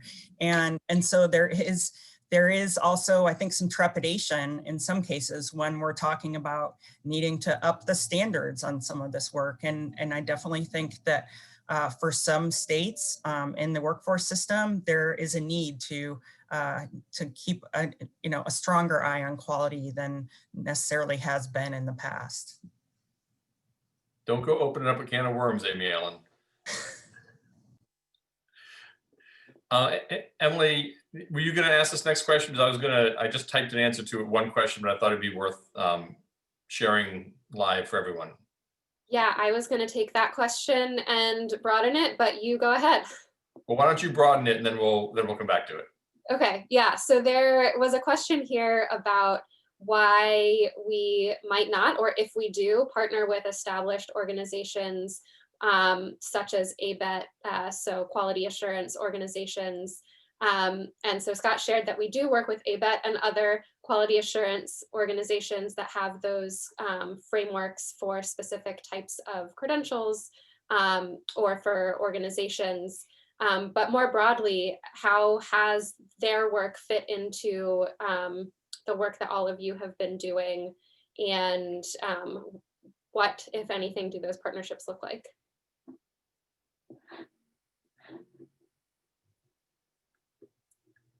Let me, I'll start by answering that just and if anyone else wants to chime in, if you have worked with any of the accreditation or other quality assurance bodies, the way that Credential Engine and the Credential Registry work is that individual providers of credentials can publish information about what they offer. Individual providers of competency frameworks can publish that. And individual quality assurance bodies, whether that be a formal accreditor of organizations, accreditors of programs, accreditors or quality assurance entities like our three panelists here today who are really thinking about frameworks for quality. All of that can be reported into and signaled out through the schema, and that allows providers who have a program that has been recognized by ABET to signal that they're recognized by ABET. And that program is ABET recognized, and the institution might be recognized by Higher Learning Commission. And they could have other quality assurance that they can signal as well. So we're not here to try and replace ABET or to question ABET. We want to work with ABET and all the other quality assurance bodies to make sure that if an individual is looking at a certain credential, they know who has recognized and accredited the credential, the program that it's in, the institution that it's from, and its connections to all other kind of related quality assurance, whether that be jobs or return on investment or other kind of signals. So. Yeah, so I'll just say similarly, the EQUOS framework was designed to work with and be complementary to other kinds of accreditation and other kinds of quality indicators.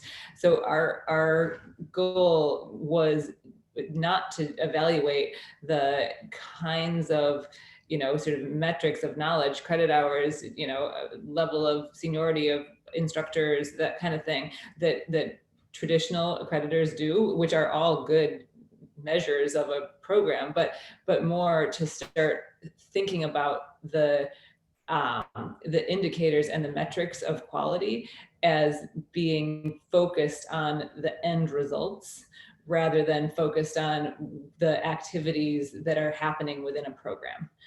So that's why, sort of our outcomes-based framework is built and was built with input from a number of traditional accreditors, a number of traditional post-secondary experts, and really folks from across the education world to be almost an overlay and to incentivize organizations to start thinking about their real world impacts in addition to the other kinds of quality they show.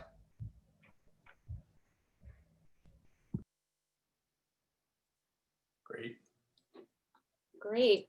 So another question from the audience, considering data governance best practices, what's the best process for incorporating shared definitions into existing data sharing agreements amongst partnering agencies? And if not data sharing agreements, you touched on this earlier, but how do you work with different types of agencies to make sure they're all sort of using that common understanding?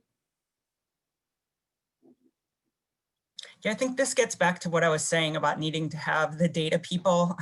And we know in some places the data people are, working like this, hand in glove with different agencies, and others, maybe that data person, who has that data that you need on some proprietary institutions, so to speak, or private vocational schools or other sort of provider isn't in that agency. And so the need to figure out how to bring those groups together, that's something that in our work, one of the reasons that we thought it was important to have governor's office buy in, and I think this is really evident when Nick Moore talks about Alabama, is then the ability to pull together a cross-agency group and make the partnerships happen that are needed to do this work, which would include changing or implementing new policy language on quality or new data policies in general to capture information and outcomes on non-degree credentials.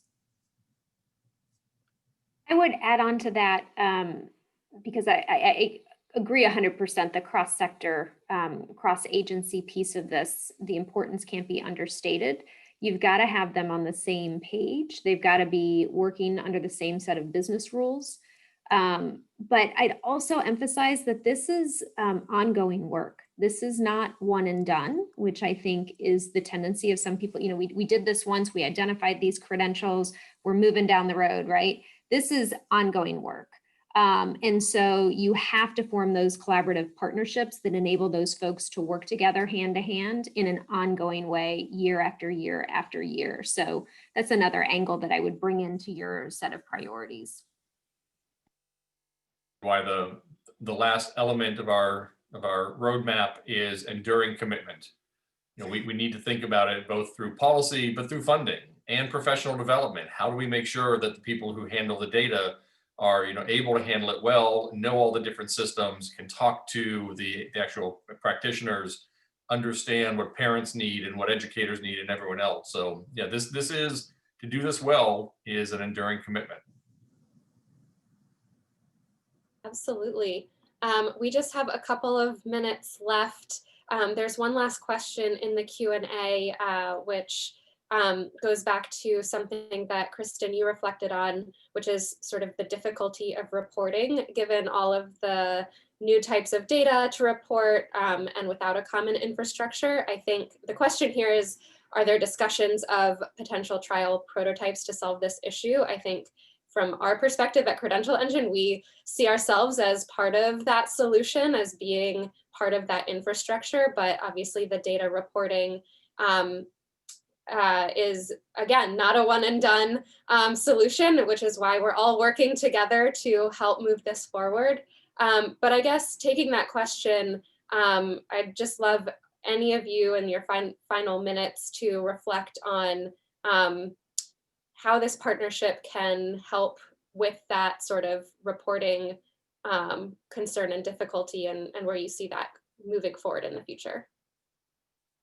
Yeah, that's a great question. There's, I don't think, an easy answer. I think one of the things that we're trying to look at is sort of getting an overview of what states require for their ETPLs now, and sort of what kinds of outcomes-based information do they want reported from individual providers now, and how do they ask for it?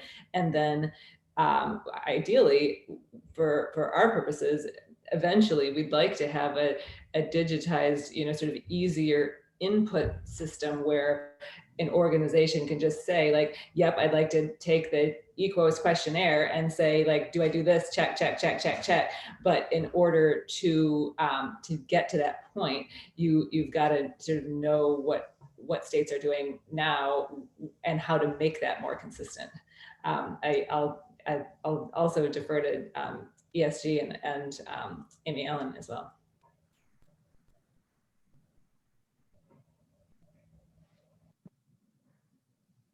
I think you're right. It's a complicated question. It's not one that's easy to solve. I think that's why you see all of us as partners together around the same table. It takes thought partnership within states across agencies, and it takes thought partnership outside of state agencies among us as organizations to try to kind of move towards strategies and solutions in those spaces. That gives you the final word, Amy Ellen.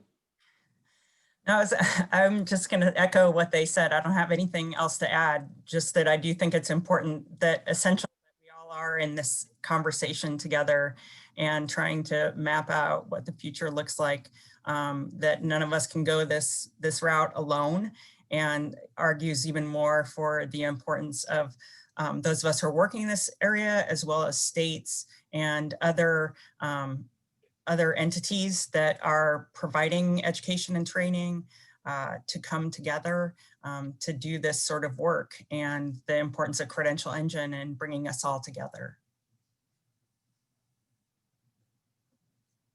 Well, I'm smart enough to know when to close on a positive note. So thank you so much to Kristen and Kathleen and Amy Ellen for both all the work that you're doing with states to help them think about how to improve quality and ultimately really how to help improve this world for learners who are seeking to find the best credentials so that they have better information.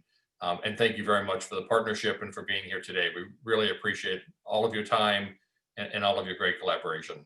So thanks, Scott. Thank you. Thank you, and thank all the state partners who are actively implementing this too. Yes. And Scott, I think you are going to kick us off for our final session with Chauncey. So I will let you take it from here. Great. Thank you very much. Appreciate that. If we were in a live space, we would all stand up and do a stretch break and get some coffee and whatnot. But do that if you're on no video and on mute. But I'm just going to transition us straight into Chauncey. And it is my pleasure to welcome Chauncey Lennon, who is currently the Vice President of Learning and Work at the Lumina Foundation, but I can't just end an introduction of Chauncey there. I've known Chauncey for many, many years, stretching quite a ways back. Chauncey has not just a long history with me personally, but with Credential Engine. So many of you may know that in his previous position at JP Morgan Chase, he was the lead for the creation of Credential Engine along with Lumina and Business Roundtable. And then now at Lumina, he continues to be a strong supporter of this work. And so we can't thank him enough for all of that leadership. We also wanted to ask Chauncey to join us today because there are really very few other organizations than Lumina Foundation who have done as deep and as long a think about higher education, post-secondary education, credentials, competencies, and how they fit into this constantly changing world of work and what it means for people.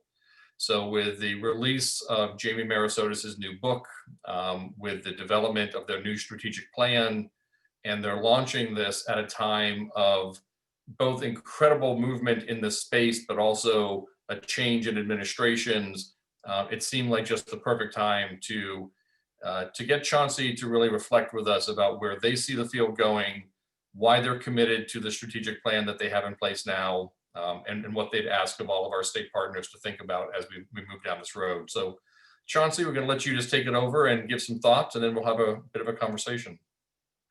Excellent, Scott. Thank you. And thanks to everyone joining us here.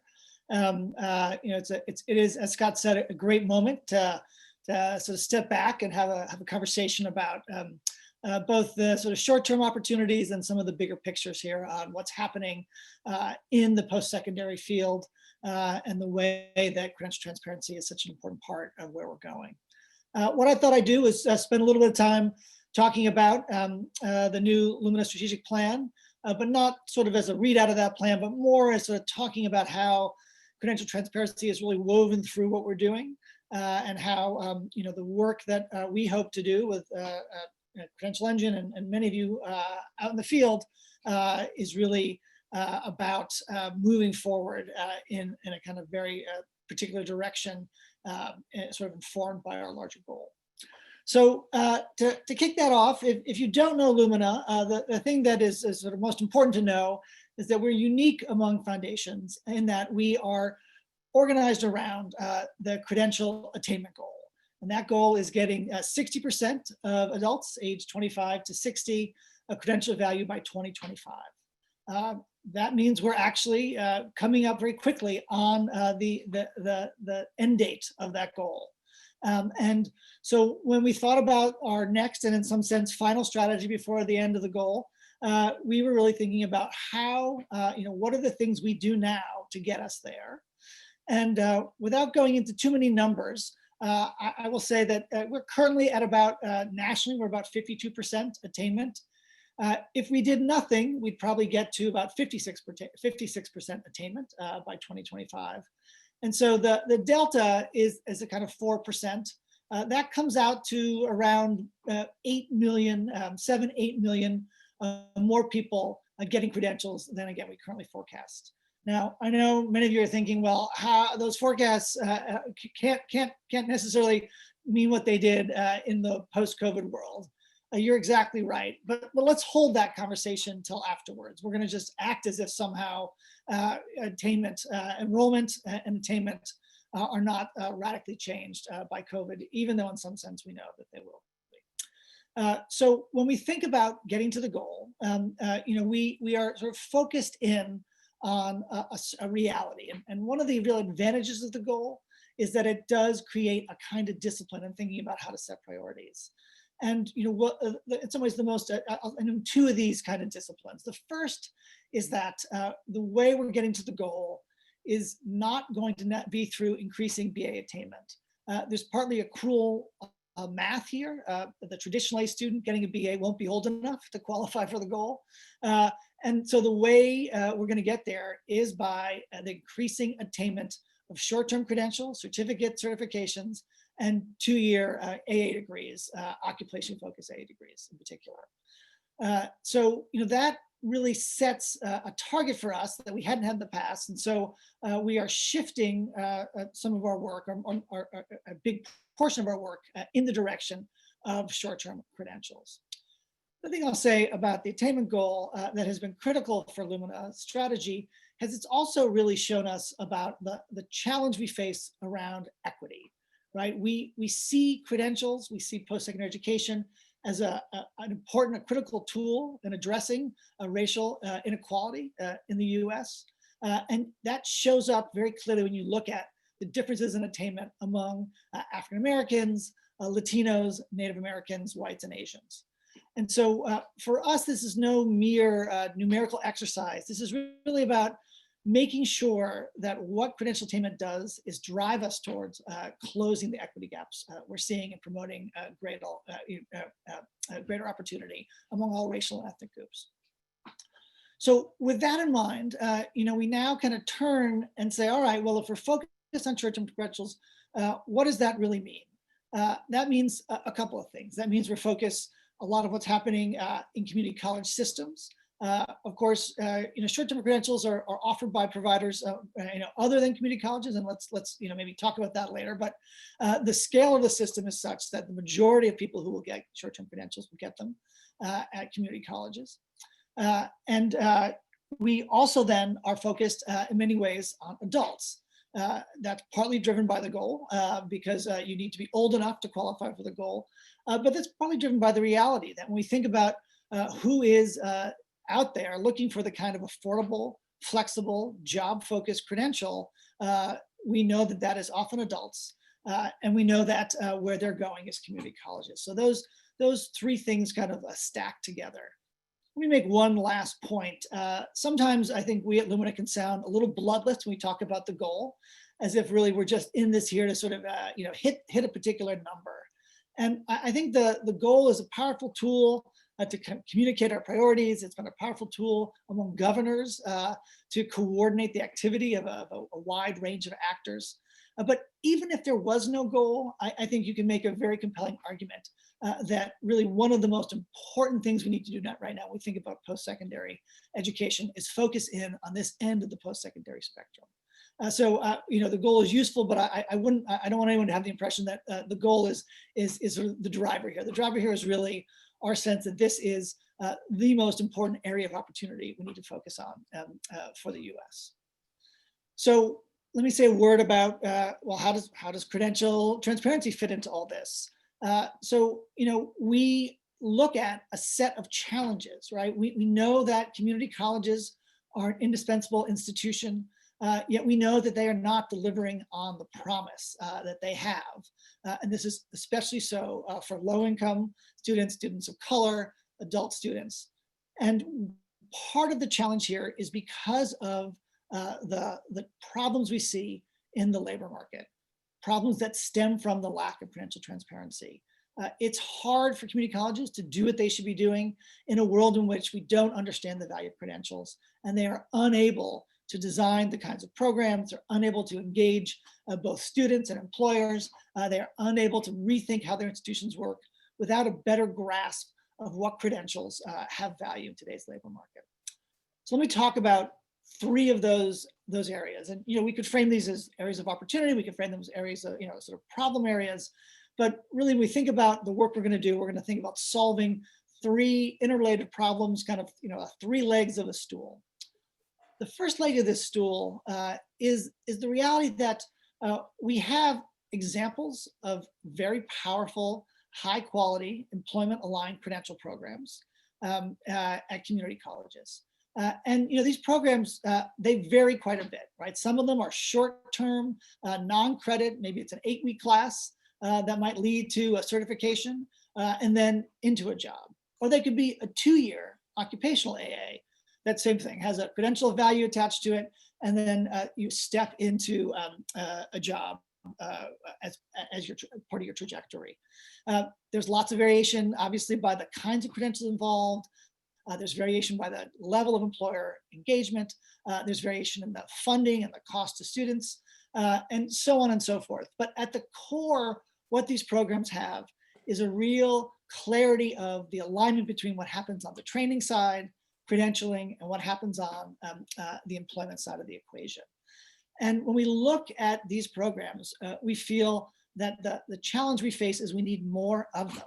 Now, we have lots of programs there that can obviously get better too, but we think in the macro picture, we need more of these kinds of programs. One example, many of you may have seen this, a few weeks ago, Michigan has launched a new program that is essentially a GI Bill for COVID frontline workers.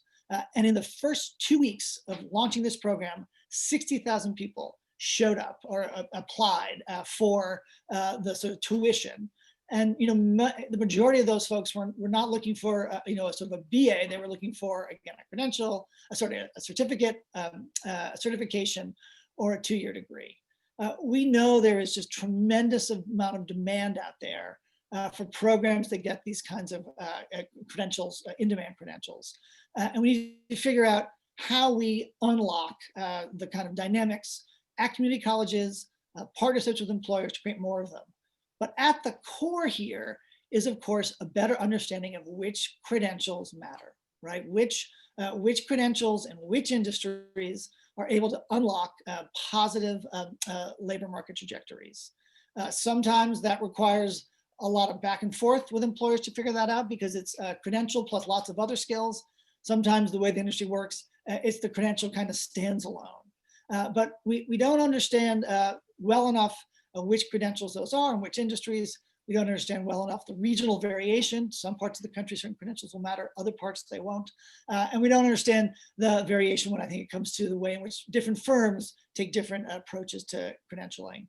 All of that is hindering our ability to create more of these programs. So we feel that this is a critical kind of next chapter of Lumina's work is figuring this out and figuring out how we help those institutions and the employers they work with move farther faster. The second leg of the stool then is to sort of recognize that it won't be enough if what we simply do is create more programs. We have to also think about how we increase participation. How do we speak to the 36 million adults who have some college no degree and the 50 million plus adults with high school diplomas only? How do we make the case to them that it's worth going back? Again, core to that conversation is about how we help people understand the value of credentials. One of the things that makes it so hard for us to make the case to these adults is that we don't have a kind of a clear, consistent way to talk about what credentials will do on the labor market side. We know from survey research that these folks, the reason they want to go back is to get a better job. That's what we hear over and over again. But part of where we're stymied is we don't actually have the robust kind of credentialing data that is going to allow us to say, well, if you're looking to go back for a job and here's your experience, here are the kind of credentials that can really matter for you. And I want to stress that this is not just about the credentials, it's also about the kind of onboarding at many community colleges. The process has lots of steps, often too many steps, and that often prevents people from getting into the institution. So we've got to think about this both from the perspective of sort of a marketing, how we share better information in a way that's more targeted to different kinds of people, and how we redesign institutions so that the actual transaction costs of getting in are not so high. The final leg of this stool. So we can increase the number of high quality programs designed around short-term credentials. We can do a better job at encouraging participation. But ultimately, if we don't also think about redesigning the institutions to ensure that we have greater student success, we have greater ability for students to enroll, to persist and to complete, we're also not going to get to where we want to go. And when we think about what it takes to really do successful a transformation around a student success agenda, again, credentialing is right there, right? This is about thinking about how we take the guided pathway reform movement, which has made tremendous strides on sort of lowering the kind of confusing costs of getting through institutions, but take that and really sort of give it a dose of credentialing, how we think about models like credentialing as you go to ensure that people get a credential as quickly as possible. So if they stop out, they do that with a credential as opposed to having to come back to sort of finally get a credential over an extended period of time. We need to think about the way that kind of institutional design is a key retention effort, right? As long as the more people understand what they're going to get out of persisting, the more likely they're to persist. And we've seen lots of reform efforts, whether that has to do with access to student supports, guided pathways, the free college movement, all of which are connected to the broader goals of credential transparency. That again, if we want to take these initiatives to the next level, we need to have a solid foundation of better information about credentials. So from Lumina's perspective, these are the three big challenges, the three big opportunities in front of us. They all rest on a foundation of a much better credential marketplace. And we're excited about the work we've seen happening amongst all of you and Credential Engine, the key work that's been happening in states to really take this work and really embed it into how states think about their strategies and how they invest in a very different credential marketplace. And we look forward to sort of continue work with you as we sort of move forward into this next chapter. Let me end there. Well, that's hardly the end. I think you've actually just opened up lots of lines of question and conversation. So thank you for that. But you said early on that you were going to pretend for a moment that COVID didn't exist. And I looked out my window recently and I read the headlines, and turns out that it's not only still existing, but it's getting worse. So let me ask you, the vision you just laid out is pretty dramatic, and it's pretty aggressive, and it asks for changes in institutions and systems and other things, which are hard enough to do in normal times. I'm wondering if you're seeing this moment as an opportunity because community colleges and states see such a dramatic change happening that they have to change with it? Or do you see them being hit by so much change that they're a little bit locked in place and you're worried that this real transformation can happen? I'm wondering where you're seeing COVID hitting. Yeah, I mean, I think, again, thinking about this, from the sort of Lumina perspective, in some ways, this strategy was developed pre-COVID, but it was developed with a vision of a world, again, in which we needed to be more responsive to adults who were in the marketplace for short-term credentials, right? We were recognizing that was the part of the post-secondary landscape which was not getting the kind of investment and attention that it required. So COVID, in some ways, just made that problem worse, a lot worse. But that we were already, in some ways, trying to imagine, how do we get states, how do we think about helping community colleges do more around the needs of this set of workers? And I think the challenge we're facing right now is that we don't have actually, we're paying the price of one of the flaws we've had for a long time, which we don't really understand the data here around what's happening on student enrollment. Now, that's partly because we don't have very good data, right? We have very weak data about certifications. We really don't have much data about the kind of non-credit side of community colleges. And let me be clear, when I say maybe the better way to say is we have a lot of variation. We have some actually very good data, but a lot of it, it's just we just don't have the data because of the way data gets collected. And so I think we're stymied at right now, we look at the enrollment numbers, we see them going down, we see them going down for community colleges, but we don't know exactly how that shakes out across the kind of more technical programs versus the sort of gen ed transfer programs. We know historically that there's actually been a lag, that the last recession, it took about 6 or 7 months to see enrollment dipped, and then it started to come back up. Now, there's lots of good reasons to think that, maybe we're not going to see that. We've never seen a kind of recession on top of a pandemic. And so we're paying close attention to this. Again, we take examples like the one I mentioned in Michigan, where the state actually took COVID as an opportunity to make an additional investment that was really targeted towards adult workers without, college degree, 4-year degrees. So, I think the best answer we can give right now is that there's a lot of opportunity here. There are tremendous challenges we're facing. And, I think we want to be working with states as they develop their strategies to think about how they respond to where we are, that it can be a response that really takes into account the important role that short-term credentials play in the labor market and play in terms of creating opportunity for so many adult workers. Right.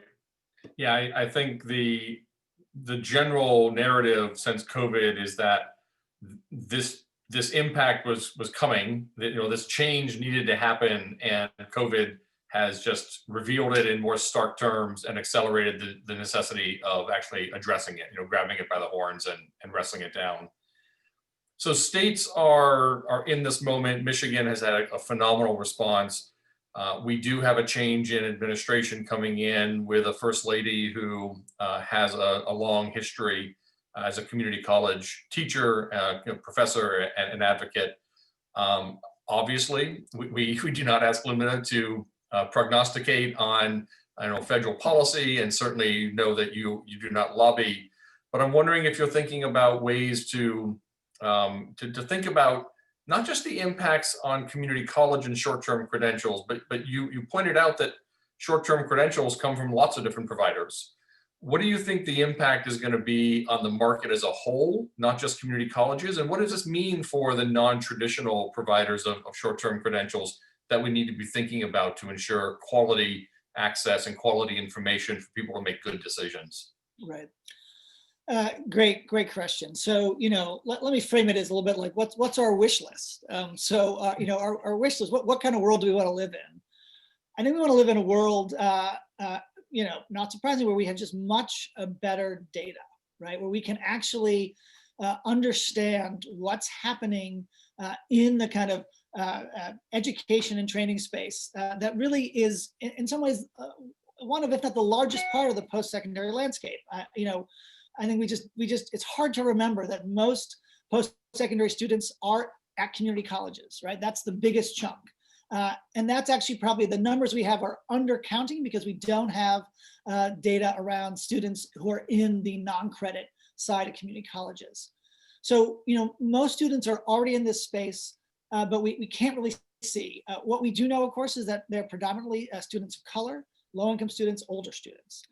And that we are going to need to really understand how community colleges, the community college system writ large, a sort of federal investment is actually helping or not helping these students to get credentials of value. Are these credentials actually get, whatever credential they're getting, is it helping them get jobs that are in the industry they've trained for? What do those jobs look like over time? I mean, there's just a whole set of data we want to understand better to just do a better job on this sort of critical area. That's one. I think the other thing I think we want to really understand is, what is the agenda around consumer protection? Like we know that, we've got, a lot of sort of bad actors in the credentialing space. And, what can we do to address that in a way that takes the risk off of students who are having to navigate a very kind of complex, unclear landscape. So I think, two of the things that I think we want to really think about are there. And then I think the third one is, obviously the question about affordability, right? How do we actually think about what we need to do to actually make access to post-secondary education more, something that is both a real option for people, a real opportunity, and then is not something that has to be financed to such a degree that it creates a real weight around them as they try to move forward in the labor market. Right. I'm going to remind people to please use the Q&A and the chat if you have questions. I'm seeing one question in the chat, which it comes from Elizabeth. Do credentials like Microsoft Technology Associate or Microsoft Office Specialist and other software certifications fit into this somewhere? And I'll just extend it, from Microsoft, because we also have obviously Google and Amazon and LinkedIn and others who are really getting into the business, providing lots of employer-based credentialing. So I'm wondering what Lumina's kind of perspective is on that booming part of the market. So it's a great question. It's something I've been spending a lot of time thinking about, and it's something I will stipulate that I think I don't think I have any special wisdom, and I would love to meet someone who did have some special wisdom on this. But let me tell you, here's a little bit of my concern. Or I have a hope and a concern. At some moments I think, wow, maybe this is going to be incredible, right? Because what the branding, the sort of corporate branding of these credentials will do, will give them a kind of, rocket booster in terms of awareness. They're designed to be low cost, right? There's features about these credentials that may be something we hadn't really seen before that can be very positive and very powerful, right? So that makes me think, all right, we really got to understand the potential here. That's Tuesday. On Wednesday, I think, wait a sec. What if these are just like a lot of credentials in the tech space where, it's not really clear they have much value, that maybe your social networks are more important. Maybe they have value, but it's the shelf life is very limited. And the problem is going to be that because they have a kind of high profile branding, they're attached to, some of these well-known corporations that's going to, incentivize people to make choices that if they have more complete information, they might not make, right? So I think it's too early, but I definitely, again, just in my own, the questions I'd want to answer are on both sides of this equation of what's the upside and what are the downsides. Right. And I'll say to that question for folks who've asked it and maybe wondering about it, we do have and we welcome employer provided credentials into the registry and into this CTDL, so that Microsoft has actually published a lot of their offerings. We're talking to other companies who are big players in the space about making sure that their credentials, they don't always fit under state jurisdiction. They don't always seek public dollars. Some do, some don't. So, it's an interesting question about how you reach them and incentivize them to be transparent. But it is an important part of the equation, and we would like them all to be participating with us. There's another question here, Chauncey, and then Emily, I don't know if there's others that you're seeing that we want to get to, but one of the questions here is about how much of this is about shifting from credit hour models to competency-based models, and what are your thoughts about being able to incentivize pilots, whether that be foundation-supported pilots or federal government and Department of Education pilots around competency-based initiatives that can scale? So I think that's exactly right. I mean, there's just, in some ways, not much of this is new, right? These are conversations we've been having. These are debates we've been having in the field. This is just Lumina's kind of the, how we're seeing these ongoing conversations at this moment. And I think that's right. Now, you could argue that a lot of what happens in the short-term credentialing space is competency-based, right? Like you can say, well, that's in some ways, that's where they begin with a competency-based approach. That's not exactly, or I wouldn't argue that 100%, but on the spectrum, I think they're more designed around a set of competency-based skills than obviously the kind of seat time model. So again, I think the big question, and this is the big question I think we're grappling with Lumina, is how does change happen, right? How does change happen in particular in community colleges, community college systems? Right now, some of that comes where the way the money flows and what the money is allowed to do and not do. Right. So I think in the next administration, if we want to see change, like having the money structured in a way to incentivize change is just a basic necessity. I think we know when we think about, at least in my mind, when I think about, what are the sort of, I got another three-legged stool here about what are the challenges around change.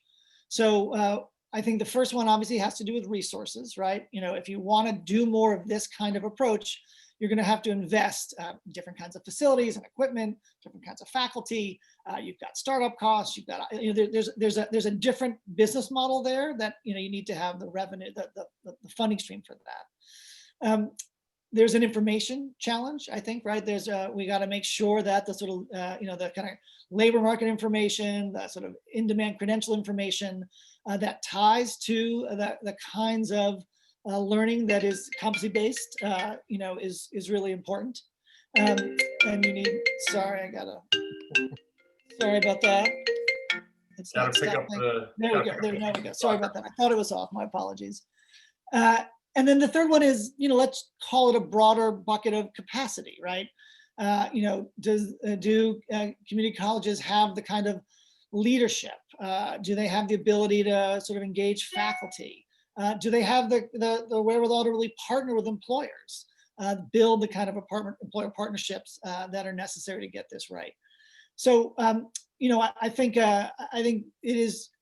are very much moving in this direction. I think it's good to name it as part of what's going on here is a shift to more competency-based education and begin to sort of build the kind of policy agenda around this from the top to the bottom.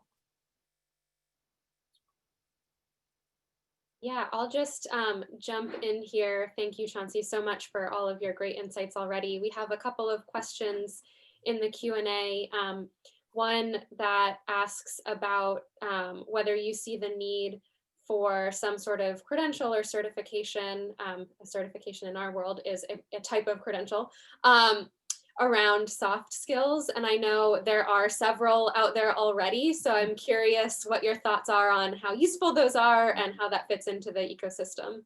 Yeah, well, let me be utterly kind of transparent, which is that I think I come with a little bit of a sense of I'm not so sure that we would need. And maybe maybe the better way to say it is that I'm never sure we need more credentials, right? We seem to have too many credentials at this point, right? So there's a kind of bias there. Now, that's not really the way to think about it, right? Like we need to, as always, be really figuring out quality. We need more good ones, fewer bad ones, right? So there is obviously, we're going to want to see more credentials over time. But I think any credential needs to be held to the test of, is it transparent? Can we really see what it's doing? And, what do we know about the value of these credentials?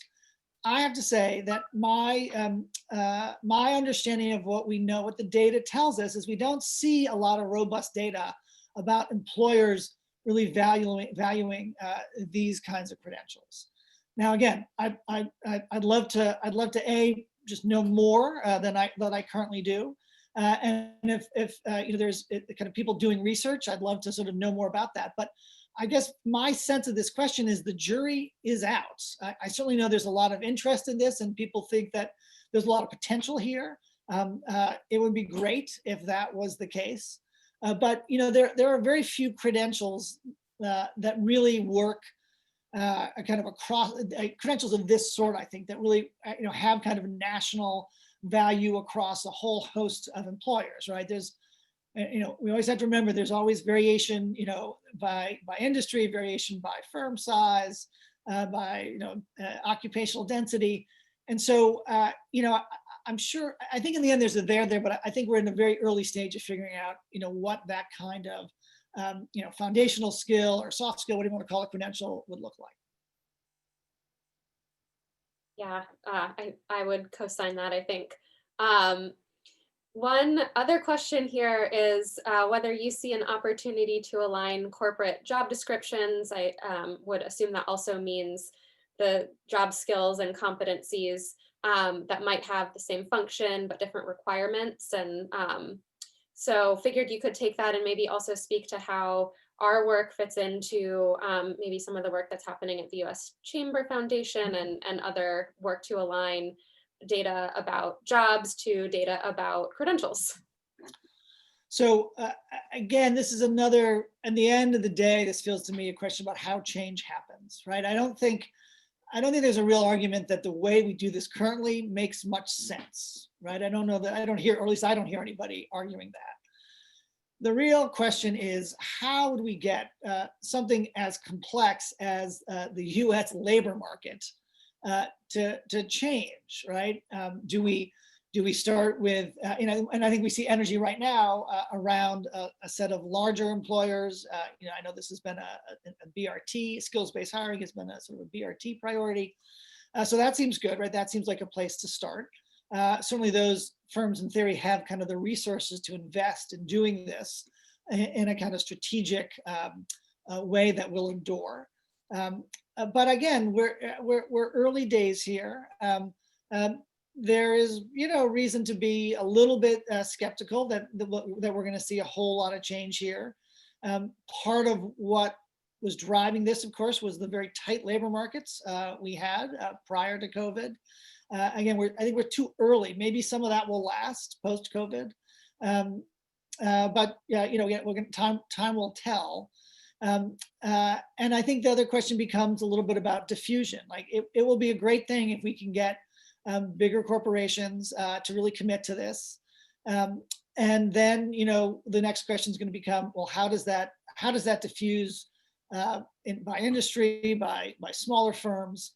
How do we figure that out? The last thing I'll say that, it puts me more in the skeptic camp. I was lucky enough to have the opportunity to work at JP Chase. There was a real commitment to think about these issues, but even large firms that have resources, it's a very complex undertaking to try and shift these practices. They're not particularly centralized, right? So it's not as if just because someone at the top sort of articulates a goal that you see it kind of cascading down the organization. So I just think there's a set of challenges, even with the firms that are best positioned to do this, that we have to sort of recognize and kind of do what we can to encourage kind of an effective implementation there in hopes of seeing it diffuse over time. I will just say for everybody who's listening and may not have seen the news yet, we do now have the capacity to publish occupational frameworks. So not specific job requirements, but occupational frameworks so that we can map to what an account rep is, or a welder, or an IT specialist in the general, which is a step in the right direction, doesn't get us to that end goal. There's still work to be done there. Chauncey, we're going to wrap up with a question, I think, about next steps for states. This is a state convening. We have state partners on, both who are currently doing this work and looking to do this work. So I wonder what your last words of advice would be to states and the role that they can be taking to help move this ball down the road. So, I couldn't be more excited about the way in which states have responded to, the credential transparency agenda and partnership with Credential Engine, right? Because what I think you're seeing happening is states recognizing the need for a credentialing framework, seeing how it fits into the day-to-day, work they do, whether it's the ETPL, whether it's around sort of how they think about the span of post-secondary institutions they work with, and sort of adopting that as a tool to do what they do better. I think we shouldn't ever underestimate when we think about how change happens, the pull dynamic, right? The more that states set out, these kinds of tools based on a Credential Engine, the more we're going to see behavior change, right? Sometimes, you don't actually need to win hearts and minds. You just have to make bodies move in a different direction. And I feel like that is something that states are uniquely positioned to do. They're able to do it, of course, in ways that jump over some of the kind of differences we see by industry, by firm size, right? We can come at this problem, from the employer side, but coming at it from the state side, I think moves us in a way that is in many respects sort of faster and has the potential to be durable, and then will diffuse. So I feel like the work we've seen in states has and I think we should also recognize how far we've come in a short amount of time. But I think the most exciting part of it is that it all speaks of the incredible potential we have moving forward to further, not just improve what states are doing, but do it in a way that really resets the landscape for how our labor market and all the things we do to make our labor market more fair and open, continuing that good work going forward. Yeah, there were very good reasons that early on the core of our strategic direction was to work with states, and judging from the tremendous reaction that states have had during COVID, at a time when you could easily have imagined that states would have said, we don't have time, another time, get back to us. They've been responding exactly the opposite and saying, this is something we have to have. Our workers, our learners, our economy needs it, and there's no time like the present. So Chauncey, thank you very much both for joining us today and for all of your leadership on this and your support for this work over the many years and multiple organizations. Really appreciate it. And thanks again. Thank you. My pleasure to talk with all of you. Emily, you want to close us out? Sure. Yes. Thank you to everyone for hanging in there with us. I know we didn't give you a break, but there was a lot of really great information to pack into a couple of hours. So thank you for staying with us, and thank you so much to all of our panelists for your inspiring work and insights. We will be following up with the link to the recording from today's session and all of the referenced materials. So keep a lookout for that, and also feel free to reach out to us if you have any questions or want to learn more about how to do this work in your state. So thanks again, and have a great rest of your Wednesday. Thanks, everybody.